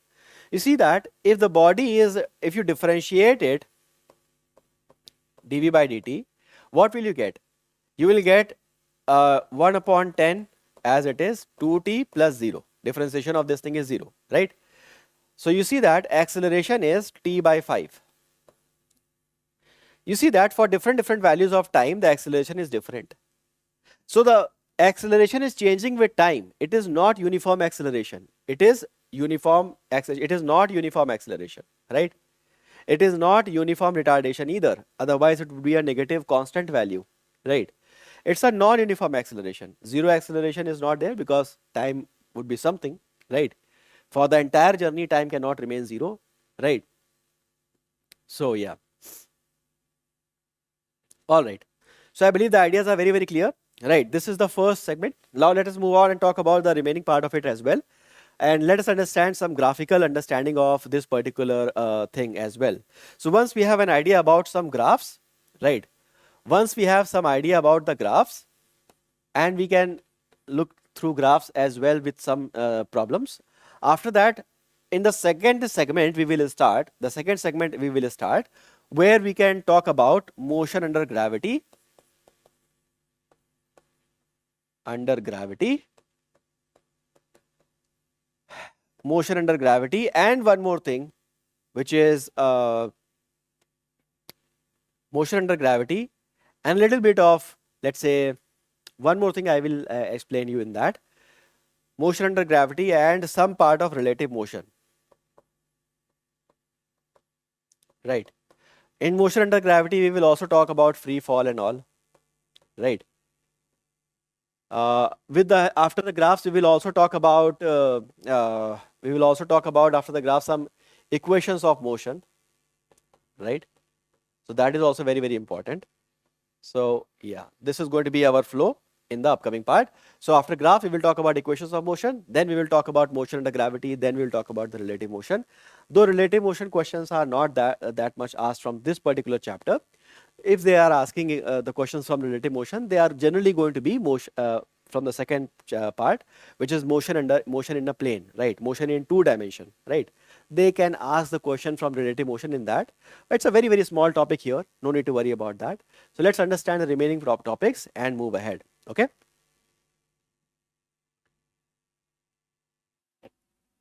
All right, so let's talk about the graphs now. So here a graph is basically a relationship between two things that we try to show up between two axes.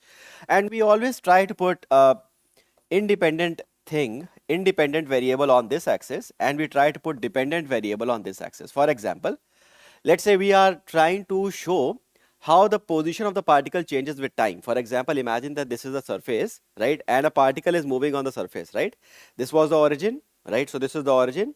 And as the time passes by, the particle can move or can stay wherever it is. Particle can move or can stay wherever it is. It can move forward or it might take backward. But the time is always moving ahead. The time doesn't care about if the particle is moving, it's moving forward, backward, or not moving at all. It stays, right? The time continues to move ahead, right? So this is what we explain about this idea. that time is the independent variable. Time will become independent variable, and the position of the particle, will become the dependent variable. Got it? So where should I put the position of the particle? I will put the position of the particle over here, and I'll put the time over here, right? So similarly, there are different graphs we will see in this particular motion, right? In motion in one dimension, and we'll try to analyze it, right? There are certain parameters that you need to know by looking at the graphs that will help you to solve some numerical problems. So I'll tell you some brief understanding about the graphs, and then we will look at some problems so that we can understand how to apply that, right? So here it is, position time graph, a very easy graph to understand. So position time graph, as I said, in this one, what is the dependent variable? What is the independent variable? We can say that the time is independent and the position of the particle will be the dependent variable, right? What kind of relationship you will have between the position and time depends upon what kind of motion you are dealing with. For example, if you are dealing with a motion, that is what kind of motion you are dealing with, right? So if the particle, let us say, is stationary, if the particle is stationary, that means its position is not changing with time, right? So let's say that a particle is stationary. So if it was at the origin, it remains at the origin. So let's say that particle is at the origin, and at the time is passing by, but the particle is not moving at all. So this is how the graph will be, right? If the particle is at x equals to 40, so imagine that this is the surface, right? And particle is here. This is x equals to 0 and this is x equals to 20, let's say. Particle was initially at x equals to 20, it was resting, but as the time starts ticking, the particle is not moving ahead. So particle was initially at x equals to 20, after 10 seconds it is still at x equals to 20, right? So particle is not moving. Initially it is at x equals to 20, and as the time is passing by, it stays there. So this kind of position time graph tells us that the particle is not moving, position of the particle is not changing, particle is stationary, right? Now, the second situation is particle is moving but at a constant speed. Particle is moving at a constant speed. All right. So what kind of relationship you will have between the terms? We can say that speed equals to, it's moving with constant speed, that means acceleration has to be 0. So you can say that simply the speed or the velocity, because it is one dimensional motion, so velocity equals to displacement by time, right? Or you can say displacement is velocity into time, right? Velocity is constant, my dear kids. So displacement is proportional to time. I believe the idea is very clear, right? Displacement is proportional to time, right? And when you have direct proportionality between two things, the position of the particle will change linearly with time, right? So let's say that particle was initially at x equals to 40, right? So on the surface, the particle was initially at x equals to 40. Now you started counting the value of time. So time starts ticking right now. And now the particle is moving with a constant velocity, right? So initially the particle was here, then it started moving at a constant velocity, right? So this is the graph you will see, right? Because it is directly proportional, right? So this graph tells us that particle is not moving, particle is stationary, right? And this graph tells us that the velocity of the particle is constant, right? Okay. And now if the particle is accelerating, right, but in that case again there will be two situations. Either the particle can have uniform acceleration, constant acceleration, or it can accelerate with time dependent acceleration, variable acceleration. So for variable acceleration we cannot plot the graph, right? But if it is uniform, but if it is constant acceleration, if the acceleration is there but it is constant, so you will have s equals to ut plus half at square. So right now you can say that the relationship between time and displacement here is quadratic. So graph between displacement and time, the position time graph will be parabolic by nature, right? Okay. So now you have velocity time graph. One more thing about the position time graph. By looking at the position time graph, you can calculate few things, right? The position time graph helps us calculate few things. What is that? So slope, right? Interpretation of slope we call it, right? This is very important from NEET perspective because some easy questions you can form based on this particular idea that the slope of certain curves, slope of all curve will not tell you a meaningful physical quantity, but slope of position time curve tells you a meaningful physical quantity, right? So you see that slope of the position time curve tells us, slope of the position time curve tells us the rate of change of position of the part of body, rate of change of position, that is velocity of the body,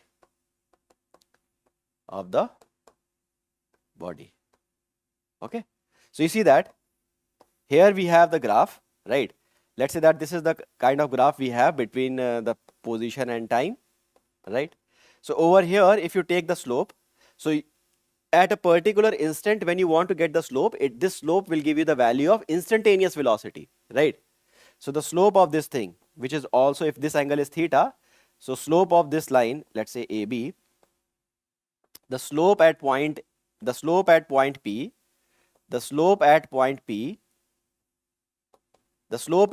P is basically telling you this particular thing, tan theta, and it tells us dx over dt, that is dx over dt at that value of at that particular instant of time, right? At that particular instant of time.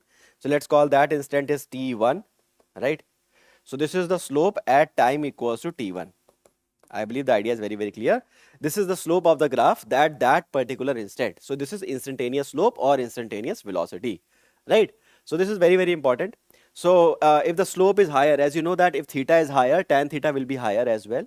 So you see, you can understand in that way. If there are two graphs, let's say like this, right?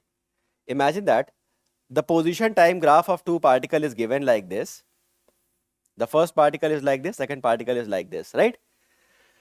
So you see that which particle is moving faster. So you can say the graph of the second particle has a higher slope. So clearly the second particle is moving much faster, right?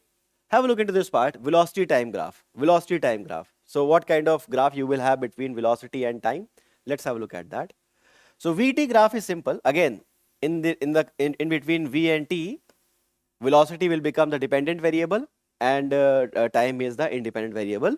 So time will come over here and velocity will come over here, right? Simple. Now, after looking at velocity time curve, so what we can figure out, there is one thing we can figure out, velocity time curve is like this. So if the particle is stationary, in that situation, velocity will be 0, right? Velocity will be 0. We will not get any line or anything. If the particle is stationary, the velocity will be 0 at that moment. Okay. So right now, we can say a particle has to be stationary, then the velocity will come to 0, right?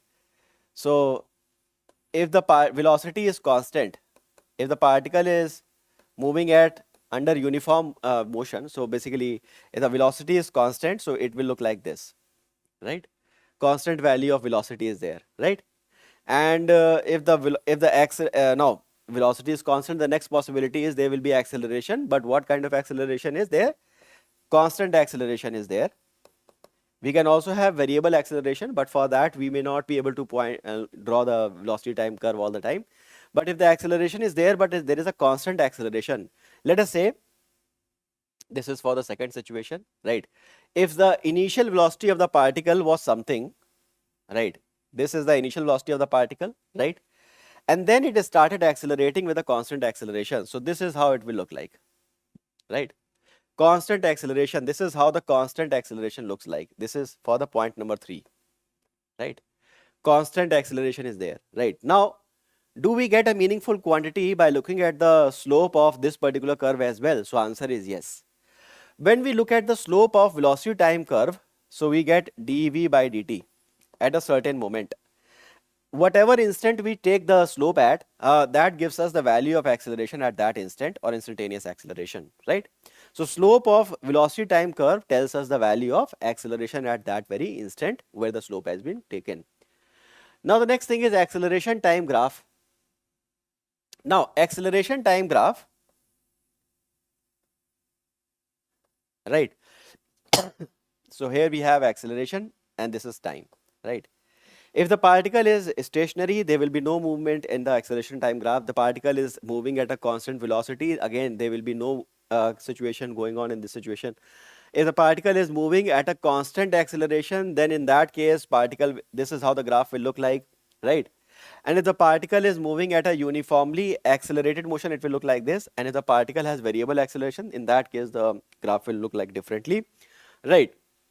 So if the acceleration is, if the slope of acceleration curve we find out, let's say this is the slope of, this is a weird kind of acceleration for any given case, right?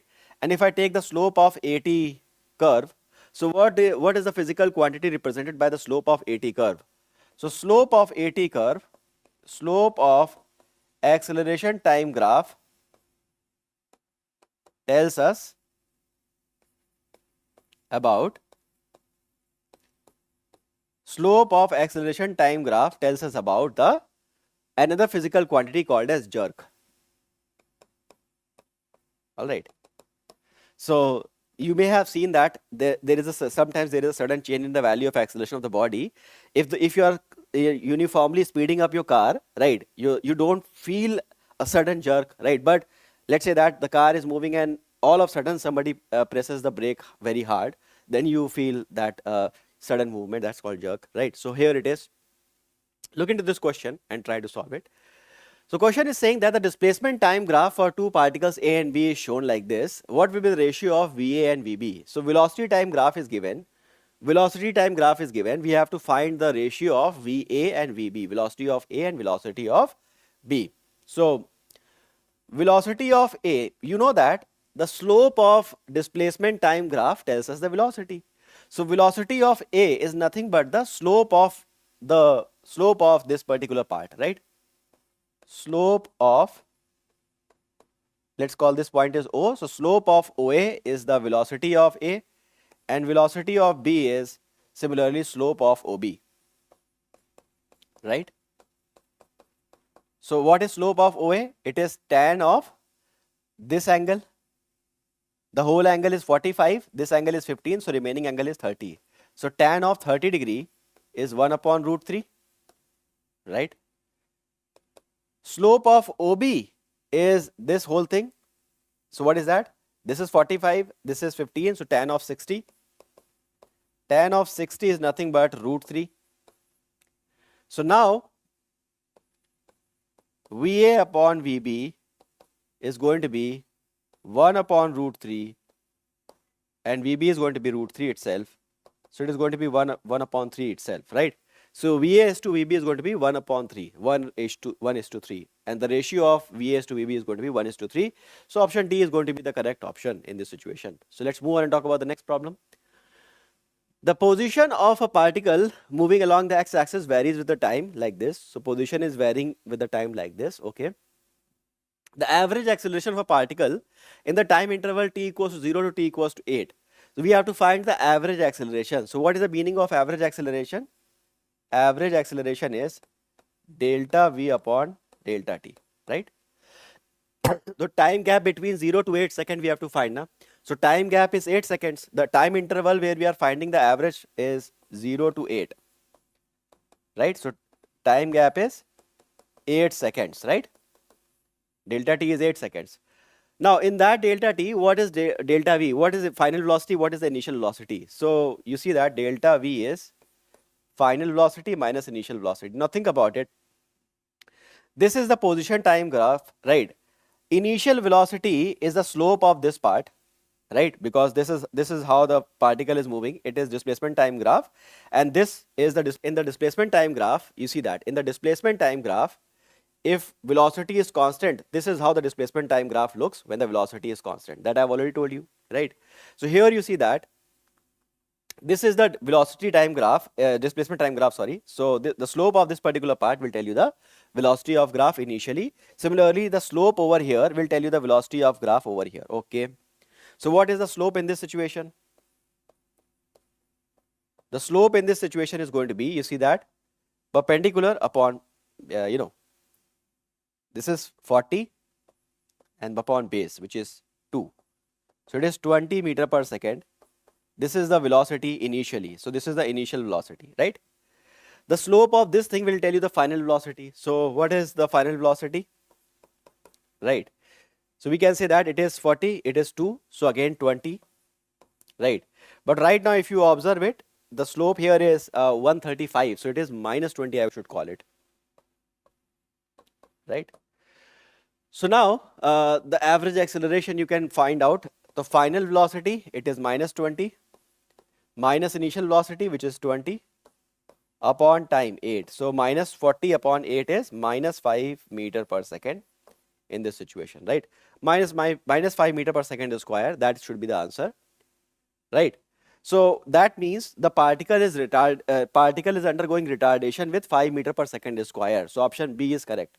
Particle is undergoing retardation of 5 meter per second square, right? Particle is slowing down at this retardation basically, right?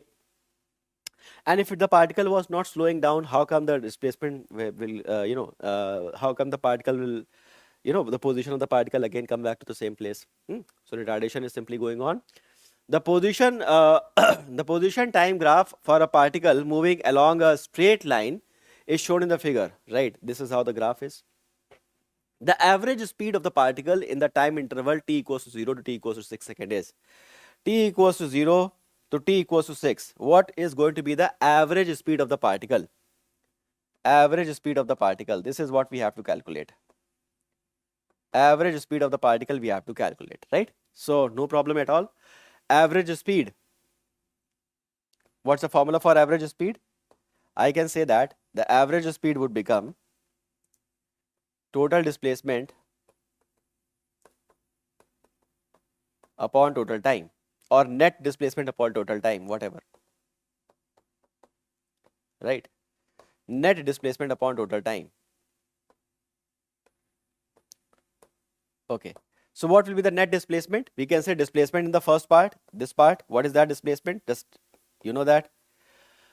So the displacement covered from 0 to, okay, displacement covered from in the first segment, let's call the displacement covered in each segment, right?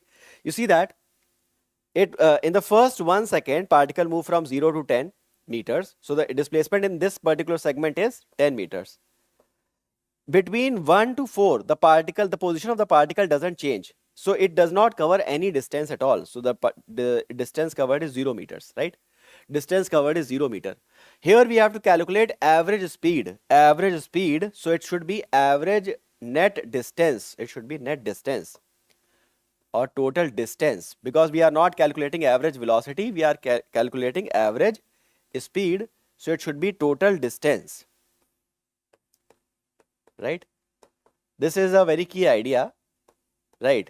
Otherwise this question would have been, the solution would have been wrong, because we have to calculate average speed and not the average velocity. So we should be putting the value here, that is the total distance in the numerator, right? So this is 0 over here.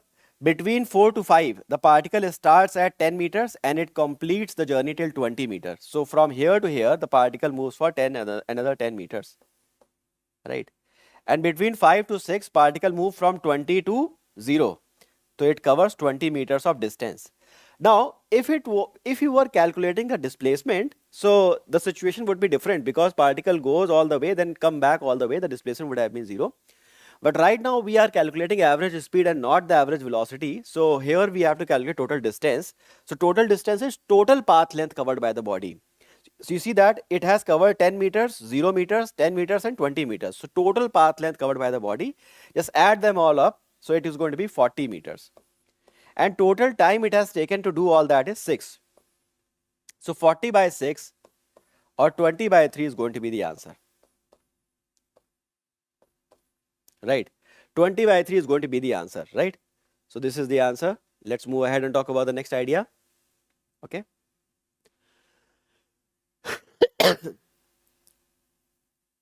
All right. If the initial velocity of the particle, one second, if the initial velocity of the particle, 40 by 6 is there, so option B is correct in this one. In the initial velocity of the particle is minus 10 meter per second, then find the velocity at t equals to 4 seconds. Given in the graph is the acceleration meter per second square, the time in seconds. Find the final velocity. Okay. In this situation, initial velocity of the particle is given minus 10 meters per second. Okay. Then find the velocity at t equals to 4. Find the velocity at t equals to 4. Initial velocity is given minus 10 meter per second. Velocity at t equals to 4 we have to find out. Velocity at t equals to 4. Okay. All right. Given in the graph is acceleration in meter per second square and time is in second. Okay. Acceleration is in meter per second square. So initially the acceleration is 10 and then the time is in seconds. We have to find the value of velocity. Okay. All right. By looking at the value of acceleration time graph, what are the quantities you can calculate out of it, right? You see, just like the slope of a curve will tell us something, right? And not essentially the slope of every curve will tell us a physical quantity.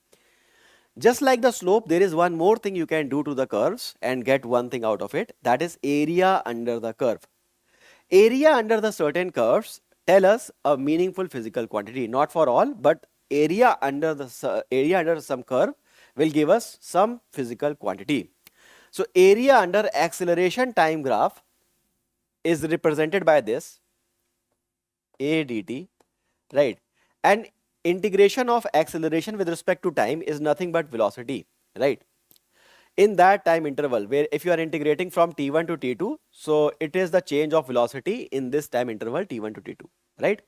So area under the acceleration time graph gives us a very meaningful physical quantity, that is the change of velocity. Right now you don't need to integrate because this area you can directly calculate. So change of velocity here is area under the curve. I can write it, area under the curve, right? So it is 1 upon 2 base, which is 4, and height, which is 10, 4 and 10. So you see that change in velocity is 20 meter per second, and they are giving us the initial velocity of the particle is minus 10. So change of velocity is final minus initial, right? Initial velocity of the particle is minus 10. So final will be, this will go there, 20 plus vi, 20 plus minus 10. So it's going to be 10 meters per second. I believe the idea is very, very clear. This is going to be the case, right? So that's pretty much everything about the graphs, right? We have seen few graphs, we have tried some problems on the graphs. Now it is the time where we understand the next part of the chapter, which is understanding of some equations of motion, when to apply which equation, right? We are not going to into the derivation of equations because this one shot is not about that, right? So mainly we'll be focusing on how to apply the equations of motion in some different situations, right? So this is going to be our key understanding area right now, right? So after that, let's start moving ahead and understand that part. Okay, so let's understand the application of equation of motion in motion under gravity or similar circumstances. Okay.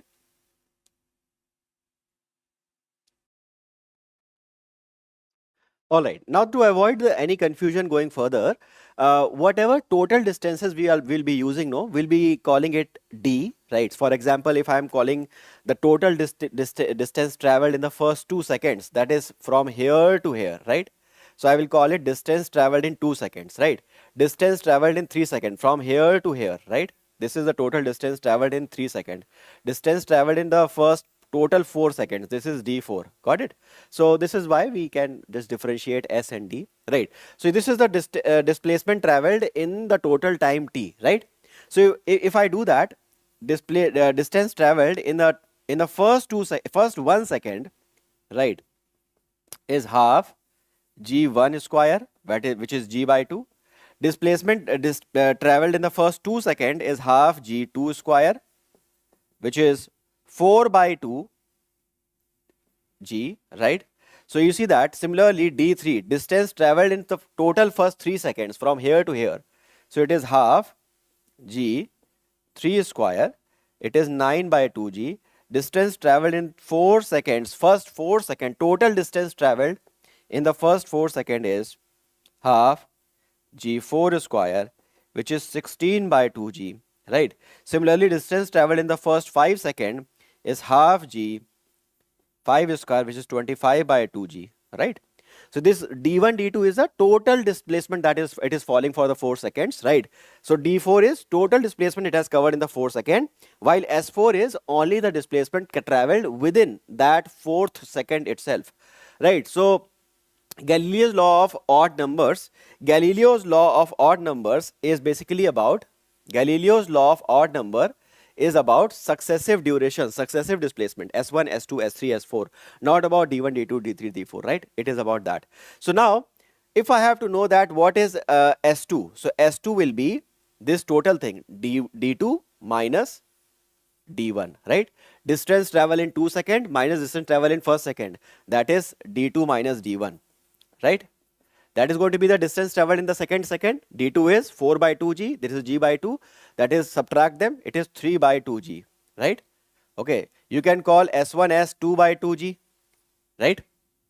You can call S1 as 4 by or 1 by 2g, you can call it, sorry, right? S1 is 1 by 2g, right? Similarly, you can go ahead and talk about S3. S3 will be this whole thing minus this part, right? So this whole thing is what? D3 minus D2 will be the remaining portion, S3. D3 minus D2, right? What is D3? Look into this part.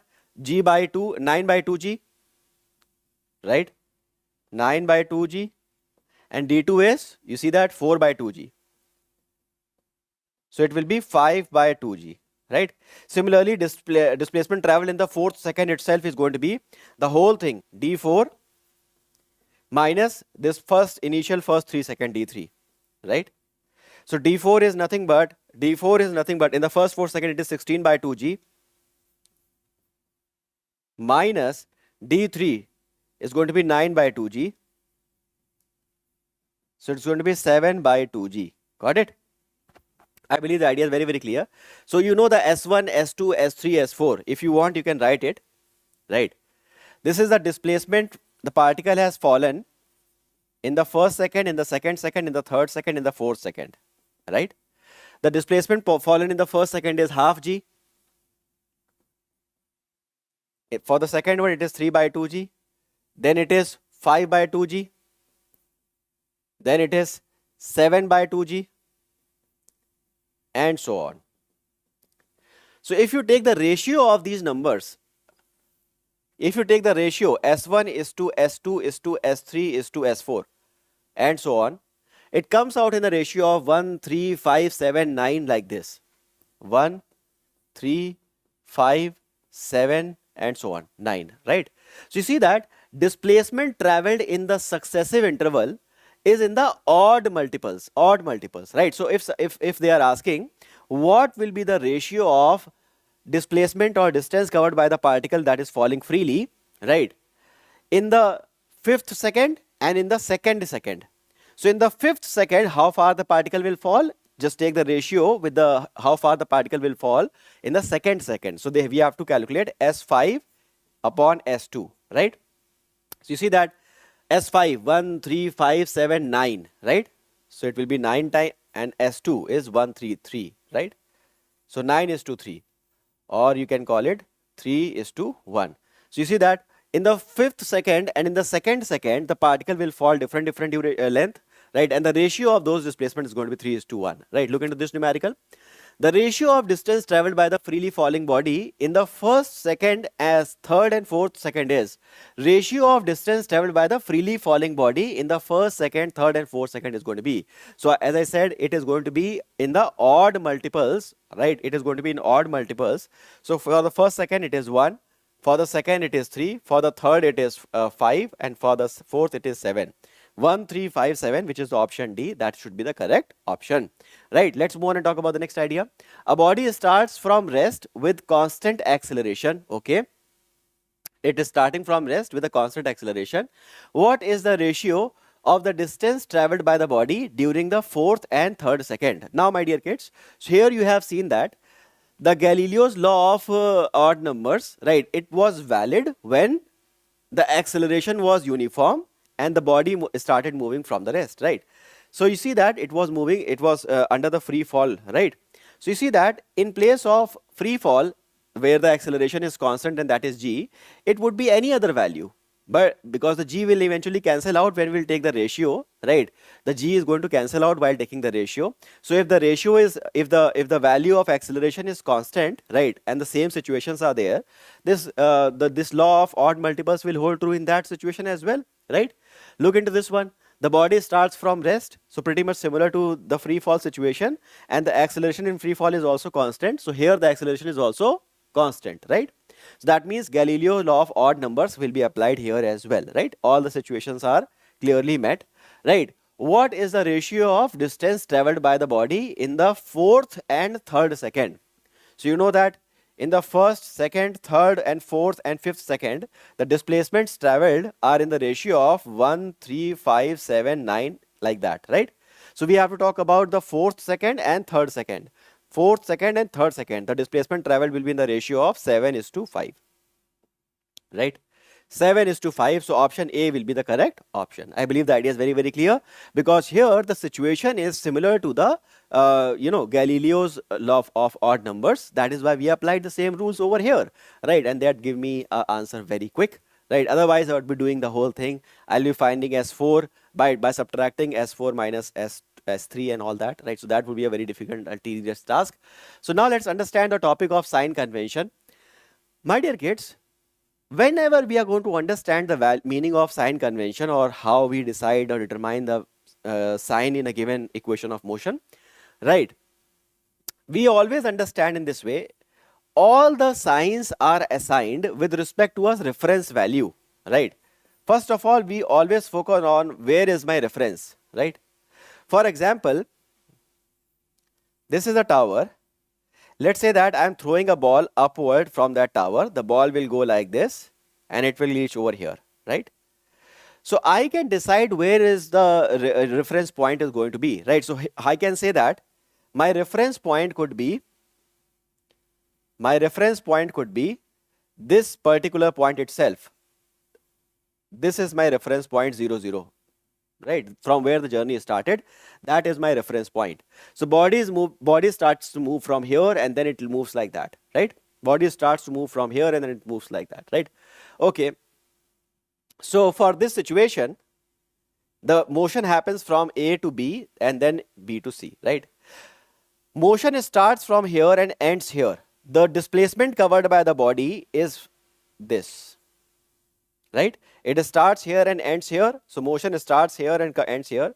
Let's say the height of the tower is h, right? What is the displacement traveled by the body? It is minus h. Why? Because the body ends lower than the reference point. You see that? This is the origin. Body ends lower than the origin. So it should be minus h. Displacement here is minus h. For a given reference, here the displacement is minus h, right? Okay, right. This is the starting point. This is the end point. Right, between the starting and ending, we will decide the displacement in the vertical direction, which is minus h, right? Okay, now what is the velocity? You are launching the body in this way. Let's say the initial velocity was u, and let's say upward velocities are positive and downward velocities are negative. So initial velocity can be plus u, right? No problem with that, right? Now just before it strikes the ground, the body is moving like this, right? So you can say that final velocity has a direction downward. So you can treat that with a negative sign. No problem with that, right? Okay. Now, other than that, acceleration. What should be the direction of acceleration? My dear kids, we can always understand in this way. If the acceleration is such, right, or you can say if the acceleration is such, here what is happening? It is acting in the downward direction, right? Acceleration is acting in the downward direction. So it should be minus g, right? It should be minus g. No problem with that, right? So I believe the idea is very, very clear and there should be no confusions with that, right, at all, right? So let's move on and talk about the next idea, right? And let us try to apply the same sign convention in the upcoming part, right?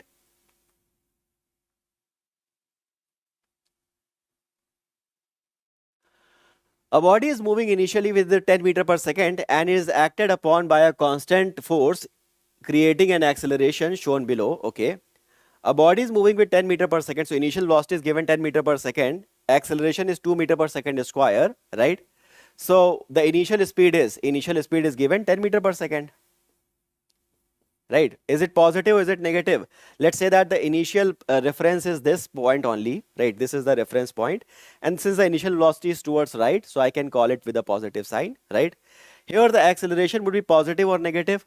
So acceleration is in the direction of velocity. I can call the acceleration is positive. And here the value of acceleration is constant. So I can call it uniformly accelerated motion. Uniformly accelerated motion. I believe the idea is very, very clear. V and S after 5 seconds. Velocity and displacement after 5 seconds. So what is the velocity after 5 seconds?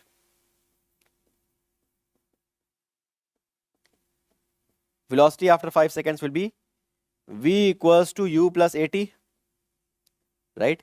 All the known quantities must be placed with the correct sign. So initial velocity is positive or negative? Positive. 10. Acceleration is positive or negative? Acceleration is in the direction of velocity, so it is positive. And time is 5 seconds, so it is going to be 20 meter per second. And displacement after 5 seconds? Displacement after 5 seconds will be S is ut plus half at square, right? So initial velocity is 10, time is 5, plus half a is 2, t square is this. So 2 and 2 will cancel out. It is going to be 50 plus 25, which is 75, right? This is going to be the displacement covered by the body, 75 meters, right? I believe the idea is very, very clear. Let's move and talk about this particular numerical, right? Here the direction of acceleration is flipped, right? So basically the particle will slow down, right? Here the initial speed is 10 meter per second again, right? Motion is again uniformly accelerated motion. Since it is uniformly accelerated motion, acceleration could be positive or negative. As long as it is constant, it is a uniformly accelerated motion, and we can apply those three equations of motion. Time taken by the body to stop. Since the acceleration is acting in the opposite direction of motion, eventually the body will stop, right? So basically we will say how much time is taken by the body to stop. So part C we can solve over here. Final velocity of the body is 0. Initial velocity of the body is 10 meter per second, right? So how much time will it take? So V equals to U plus AT, right? Final velocity we have to put 0. Initial velocity we have to put 10, right? In place of acceleration we can put minus 2 because acceleration is opposing the velocity. So minus 2, or you can say acceleration is towards this way, velocity is towards that way. So in that sense also we get the minus sign. 10 is going to be 10 by 2 is 5 seconds, right? So in 5 seconds the velocity will become 0. Distance and displacement before the body stops. So what will be the value of distance and what will be the value of displacement before the body stops? Right now, since the body is not going to travel at a constant speed, so we can say that displacement travel in that 5 second duration. After 5 seconds the body will stop. So S equals to ut plus half at square, right? Ut, initial velocity of the body is 10. So 10 into 5 plus half a is minus 2 and t square is this. So it is 50 minus 25. So it is going to be 25 meters. So body will travel for 25 more meters before it stops, right? So let's move on and talk about the next idea. Here we are going to talk about the displacement traveled by the body in nth second. How far the particle will go in 4 seconds. So this is the total displacement, right? Whenever we use the formula S equals to ut plus half at square. So it tells us in the time t how far the particle will move. S equals to ut plus half at square. How far the particle will move in the time t, right? This is what we can understand from this one, right? right? Okay, s equals to ut plus half at square. How far the particle will move in the time t, right? So this is what we have some idea about. But if we have to answer how far the particle will go in nth second, how far the particle will go in second, how far the particle will go in third second or fourth second, all these parts can only be answered when we are following this particular method. So you see that, in let's say n second, the particle will move from here to here, right? This is the displacement travel in n seconds, first n second, right? You wait for one more second, or you say you'll wait for one less second, and n minus 1 second, particle move from here to here.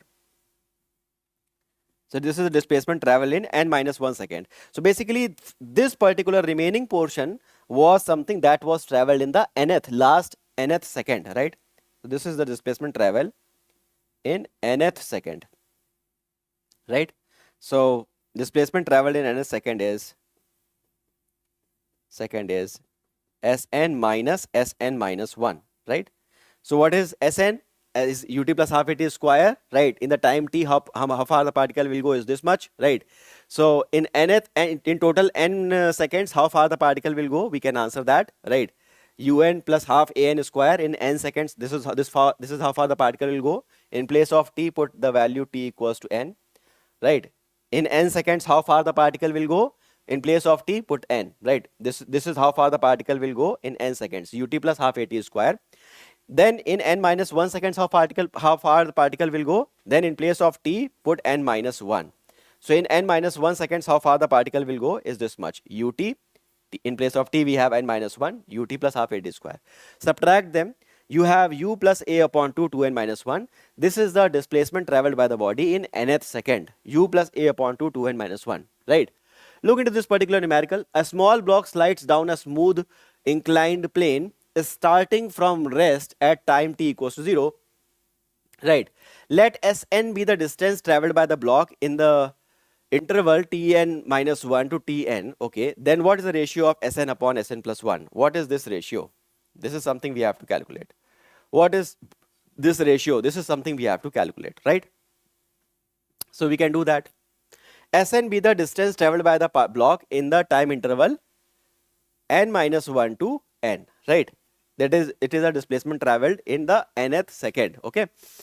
Right, so let's try to find the ratio over here.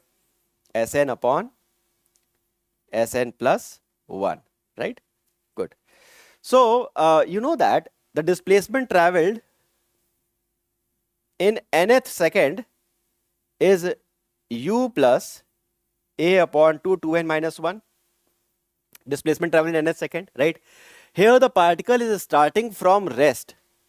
So if the particle is starting from rest, initial velocity will 0 and the formula will become a upon 2, 2n minus 1, right? We have to find the ratio in Sn is the distance traveled by the particle in the nth second. N minus 1 to n is basically in the last nth second, right? So this is how far the particle will go in nth second. In this situation, a upon 2, 2n minus 1. In n plus 1, how far the particle will go? In place of n, put n plus 1. So a upon 2, 2n plus 1 minus 1, right? So a upon 2 is cancelling out. 2n minus 1 upon 2n plus 2 minus 1. So 2n minus 1 upon 2n plus 1. This is going to be the final answer. 2n minus 1 upon 2n plus 1. Option D has to be the correct option. I believe the option is very, very clear, right? And there should be no confusion in that part, right? Let's move ahead. Here we have free falling motion under gravity, right? So free fall is a type of basically uniformly accelerated motion, right? Where the initial velocity is 0. Initial velocity is 0. And we can say there is only one force acting on the body, which is gravity. So there is only one acceleration acting on the body, that is acceleration due to gravity. That's it, right? In the free fall, nothing else is happening, right? Okay, look into the situation. If a body is launched with an initial speed of 20 meters per second, what is the maximum height it will reach? What is the maximum height it will reach, right? So right now, body is launched with 20 meter per second. So you have to launch like this, right? What is the maximum height it will reach? At the maximum height, its velocity should be 0, right? And after that, it will start falling, right? So let's say the maximum height is h, right? Okay. Now, if you apply v equals to u plus at, because in the entire journey, only one force is acting. Once the body leaves your hand, let's say you are launching the body in the air, once the body leaves your hand with a velocity of 20 meter per second, okay, right now the body is moving up with 20 meter per second. So only one force is acting in the entire journey, that is acceleration due to gravity, that is in the opposite direction of the motion, right? It is slowing it down, right? So final velocity is 0, initial velocity is 20, acceleration is minus 10. Let's say the acceleration due to gravity is 10, right? And time it will take is, let's say, t. So it will be 10 t equals to 20, t equals to 2 seconds. So that helps us understand that in 2 seconds, the final velocity will become 0. That means in 2 seconds, the particle will reach at its peak at maximum height, right? So what will be that maximum height? We can calculate s equals to ut plus half at square. So we can say that the s displacement is nothing but the maximum height. It is h max, right? Initial velocity is 20, right? 20 into 2 plus half at square. So what is half at square over here? Half, in place of acceleration we have 10, and plus 2 square we have 4, right? Okay. So it is 40 minus 20, so it is 20 meters. That is going to be the maximum height the particle can reach in this particular situation. This is the maximum height that can be reached by the body, right, in this situation, right? I believe the idea is very, very clear, right? And there should be no confusion in that particular part as well, right? All right. So let's continue to move ahead and start talking about the remaining ideas. Right. Now let's go into this particular numerical, right? So here the question is saying that a ball is thrown upwards from the top of a tower that is 40 meter high with a velocity of 10 meter per second. Find the time when it strikes the ground. So find the time when it strikes the ground, right? Okay. So right now we can understand it, and with the proper sign convention, we can solve it very easily. Let's say that this is my reference point. I will be measuring everything from here, right? And we are analyzing the journey from O to B, right? It starts here and it ends here. This is the initial point and this is the final point. The displacement covered by the body is this. From initial point to the final point, you see that it is minus 40, right? You are measuring it from in the downward direction from the reference point. So displacement in this journey is minus 40 meter per second, right? What is the initial velocity? It is upward, so it is 10 meter per second. Initial velocity is u, it is 10 meter per second. What is the acceleration? The particle is moving up, acceleration is in the downward direction. So acceleration here is minus g, which is minus 10 meters per second square, right? Let's say the value of g is 10, so minus 10 meter per second square. So now we have to find the time when it strikes the ground, okay? So this is the situation that we are dealing with right now. So clearly we can say that the displacement covered by the body is s is ut plus half at square, right? The displacement covered by the body from here to here is minus 40. So all the known quantities you have to place with the correct sign. All the unknown quantities will automatically come out with the correct sign, right? So u is the initial velocity, which is 10, right? And time is something we don't know. Half at square, half acceleration is minus 10 and t square, yeah. So just divide the whole thing by 10. So this is how it is, right?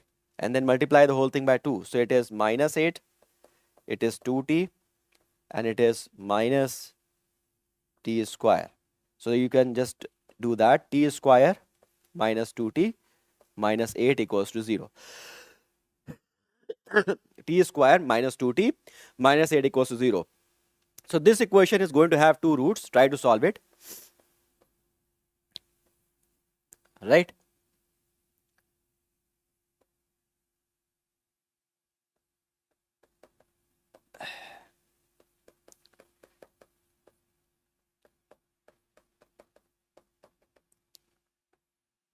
So you see that t equals to 4 and t equals to minus 2 seconds. So negative value, we can ignore the negative value of time because the time cannot be negative, right? This negative sign can also have some significance, but we can keep that logic in that this negative value of time is not acceptable. So the value of time that is acceptable over here is 4 seconds. So in 4 seconds the motion will end. That means in 4 seconds the body will strike at point B, right? So that's pretty much everything about this particular question, right? Okay, let's move on and talk about the next one. If a ball is thrown vertically upward with a velocity of 40, then velocity of the ball after 2 seconds will be. So you see that if the ball is thrown upward with the velocity of 40, right, so acceleration is minus g, which is negative 10 meter per second square, right? What will be the velocity of the ball after 2 seconds? So you see that velocity of the ball after 2 seconds. So try and understand it in such numericals, right? You just have a look at that.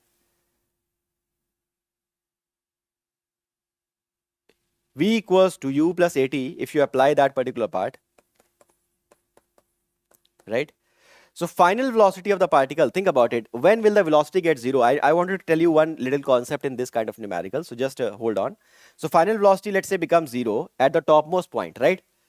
Let's solve it for the topmost point first. So yeah, here, this is what going on. So initial velocity is 40 over here, positive, and this is minus 10 and t. So t equals to 4 seconds. So clearly, the particle will get zero velocity after 4 seconds, right? So in this journey, what will happen?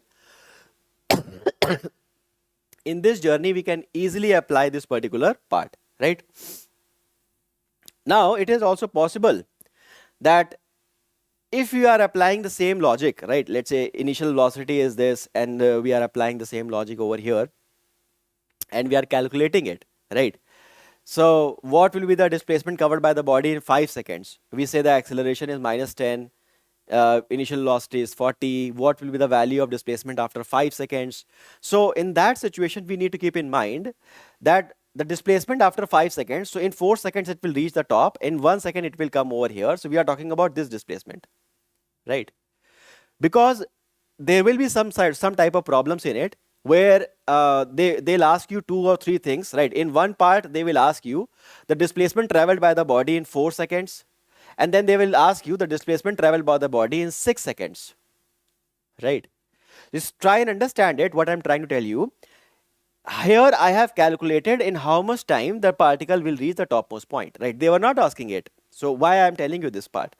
In the first 4 seconds, the particle will reach at the topmost point. This part we have understood, right? And this is going to be the total displacement the particle will travel in the first 4 seconds. Good. But after that, if I wait for 2 more seconds, the particle will come back and reach over here, let's say, right? So after, if I ask you that at t equals to 6, what is the displacement? You will not measure the entire thing. That would be distance. So displacement would be only this much. So it will be much lesser than the displacement it would have traveled in the first 4 seconds, right? Are you getting it? So generally we have the intuition that in more time the particle should cover more displacement, but that is not always true. If you are using everything with the correct sign now, you will get the correct numbers, and that number may confuse you that displacement travel in 6 seconds is coming out lesser than displacement travel in 4 seconds. There was one numerical like that, right? So I have explained you the idea behind it, why was that happening and why would that happen. But this one is pretty easy. So you can right away go ahead and try to solve it, because in the 4 seconds the displacement will become 0, right? And here the particle is only covering for 2 seconds, right? So you can just go ahead and solve it, right? Okay, so then velocity of the particle after 2 seconds. So v equals to u plus at, right? So initial velocity is 40, acceleration is minus 10, time is 2 seconds, so it is going to be 20 meter per second. So option B is correct. So there is nothing difficult in that one, but I believe the idea of the better kind of idea is also very, very clear to you, that in more time does not mean that particle will always cover more displacement, right? Okay. Now we are talking about the relative motion in one dimension as well. So what is relative motion in one dimension? So on this particular concept, they used to ask some numericals, but way back in the NEET exams, right? Recently, they are not asking many questions from the relative motion concept, but since it was there, so I thought it's better to cover it rather than leaving it. So motion in 2D, relative motion in 2D is however important, right? But this one you can just understand it. It's very easy though, right? You see that whenever we talk about the relative motion, so basically motion is observed. Relative motion means motion is observed from a moving platform, right? All right. Okay. And since the platform itself is moving, right now we are standing on the ground and a particle is moving at 5 meter per second. We say my velocity is 0 and particle is moving at 5 meter per second, right? But if my platform itself was moving, my platform was moving at like somewhere like that as well. And then the particle I'm observing is also moving, right? So my observation will change, right? Let's say the particle, I am standing on the ground and the particle is moving at 5 meter per second. I will observe it like this. It is moving at 5 meter per second. But right now, I am also moving with the particle at 5 meter per second. So for me, the particle is stationary, right? So the entire study of relative motion is when you want to study the motion for a moving observer, right? When you are looking at the parameters of motion for the moving observer, right? So that's it. So when you are studying it, right? So let's say that this is the object which is moving towards this axis, right? Which is moving like this. Let's say that object is moving with 10 meters per second. And if I was stationary, I would simply say that the object is moving at 10 meters per second, right? But right now, let's say that I am moving opposite to the object with 2 meters per second. So now the object will feel much faster, right? So how fast the object is going to move right now for me, right? So motion, let's say this is A and this is B. So relative motion, velocity of A with respect to B. Velocity of A with respect to B is VA minus VB. So here it is 10 and you are calling this one as positive. So this one has to be negative, right? This one has to be negative. I believe the idea is very clear. So this one is positive 10 and this one is minus 2. So it will be 12 meter per second, right? So this is I'm going to observe. I will observe the body is moving with 12 meter per second, right? And if two things are moving in the same direction, let's say that the ball was moving in this direction at 10 meter per second. So this is A and I am B, right? I am also moving with this direction at 2 meter per second, right? So what will I observe right now? So velocity of A with respect to B, VAB is again VA minus VB, right? VA is 10, right? And VB is 2, right? And this is positive, so this is also positive. So 10 minus 2 is 8 meter per second. So right now I will observe that the same body is moving 8 meter per second, right? So you see that if the body was moving and I was stationary, I would say it is 10. But if I am moving in this way, I will say it is 12. And if I am moving this way, I'll say the motion is happening at 8 meter per second. In all three cases, the body, however, was moving only at 10, right? So this is relative motion. Because the observer is under different situations, he is, for him the object also has different parameters, right? So very simple thing. Look into this situation. Two trains are there, 50 meter long, right? They are traveling in the opposite direction with respect to each other, right? With a velocity 10 and 15. The time of crossing it. So in how much time they will cross each other? This is the first train, right? This is the second train. This is also 50 meters, right? This is also 50 meters, right? Right now, both the objects are moving, okay? When you talk about the relative motion, right? And when you talk about the relative parameters, then automatically the two body problem become one body problem, right? Initially, the two bodies are moving, but when you write down new parameters, right? Then basically only one body is moving, right? So here it is. Let me try and explain you what I'm trying to say. Here we are two trains. Let's call it train A and train B, okay? First train is moving, they are moving towards each other, right, in the opposite direction. So this one is moving with 10 meter per second, and the other one is moving at 15 meter per second, right? So to try and understand it, to cross it, right now both the bodies are moving, okay? So far we were analyzing the motion of a ball. We are throwing it this way, we are throwing it from a top of a tower, right? But only one body was moving, and we were analyzing the motion of that body only, right? Right now we have two bodies moving with respect to each other. So now, to make things simple for us, we will stop one body, we will convert the whole, we will take one body to the rest, right? And write down all the new parameters for that body, right? So if this body comes to rest, if this body has zero velocity, right? So 50 meters. So basically the observer is standing on this one itself, right? So what will he observe now? Basically, the observer, when he is standing on the train A, now he will observe different velocity of train B, right? Okay. So when you observe that two things are moving, the better way of solving is there are two velocities, two acceleration, two displacements. In order to avoid all that extra calculation, right, what you need to do is just send the observer on any one of them, right, and write new parameters, relative parameters. So right now we are sending the observer on the first one, right, and we will say that the B is moving with the effective velocity of 10 plus 20. So velocity of B with respect to A is VB minus VA, right? So VB is basically in this direction. If you are calling it negative, so it doesn't matter, minus 15 minus this has to be, if this is negative, so this is positive, this is 10. So basically he will observe 25 meter per second, right?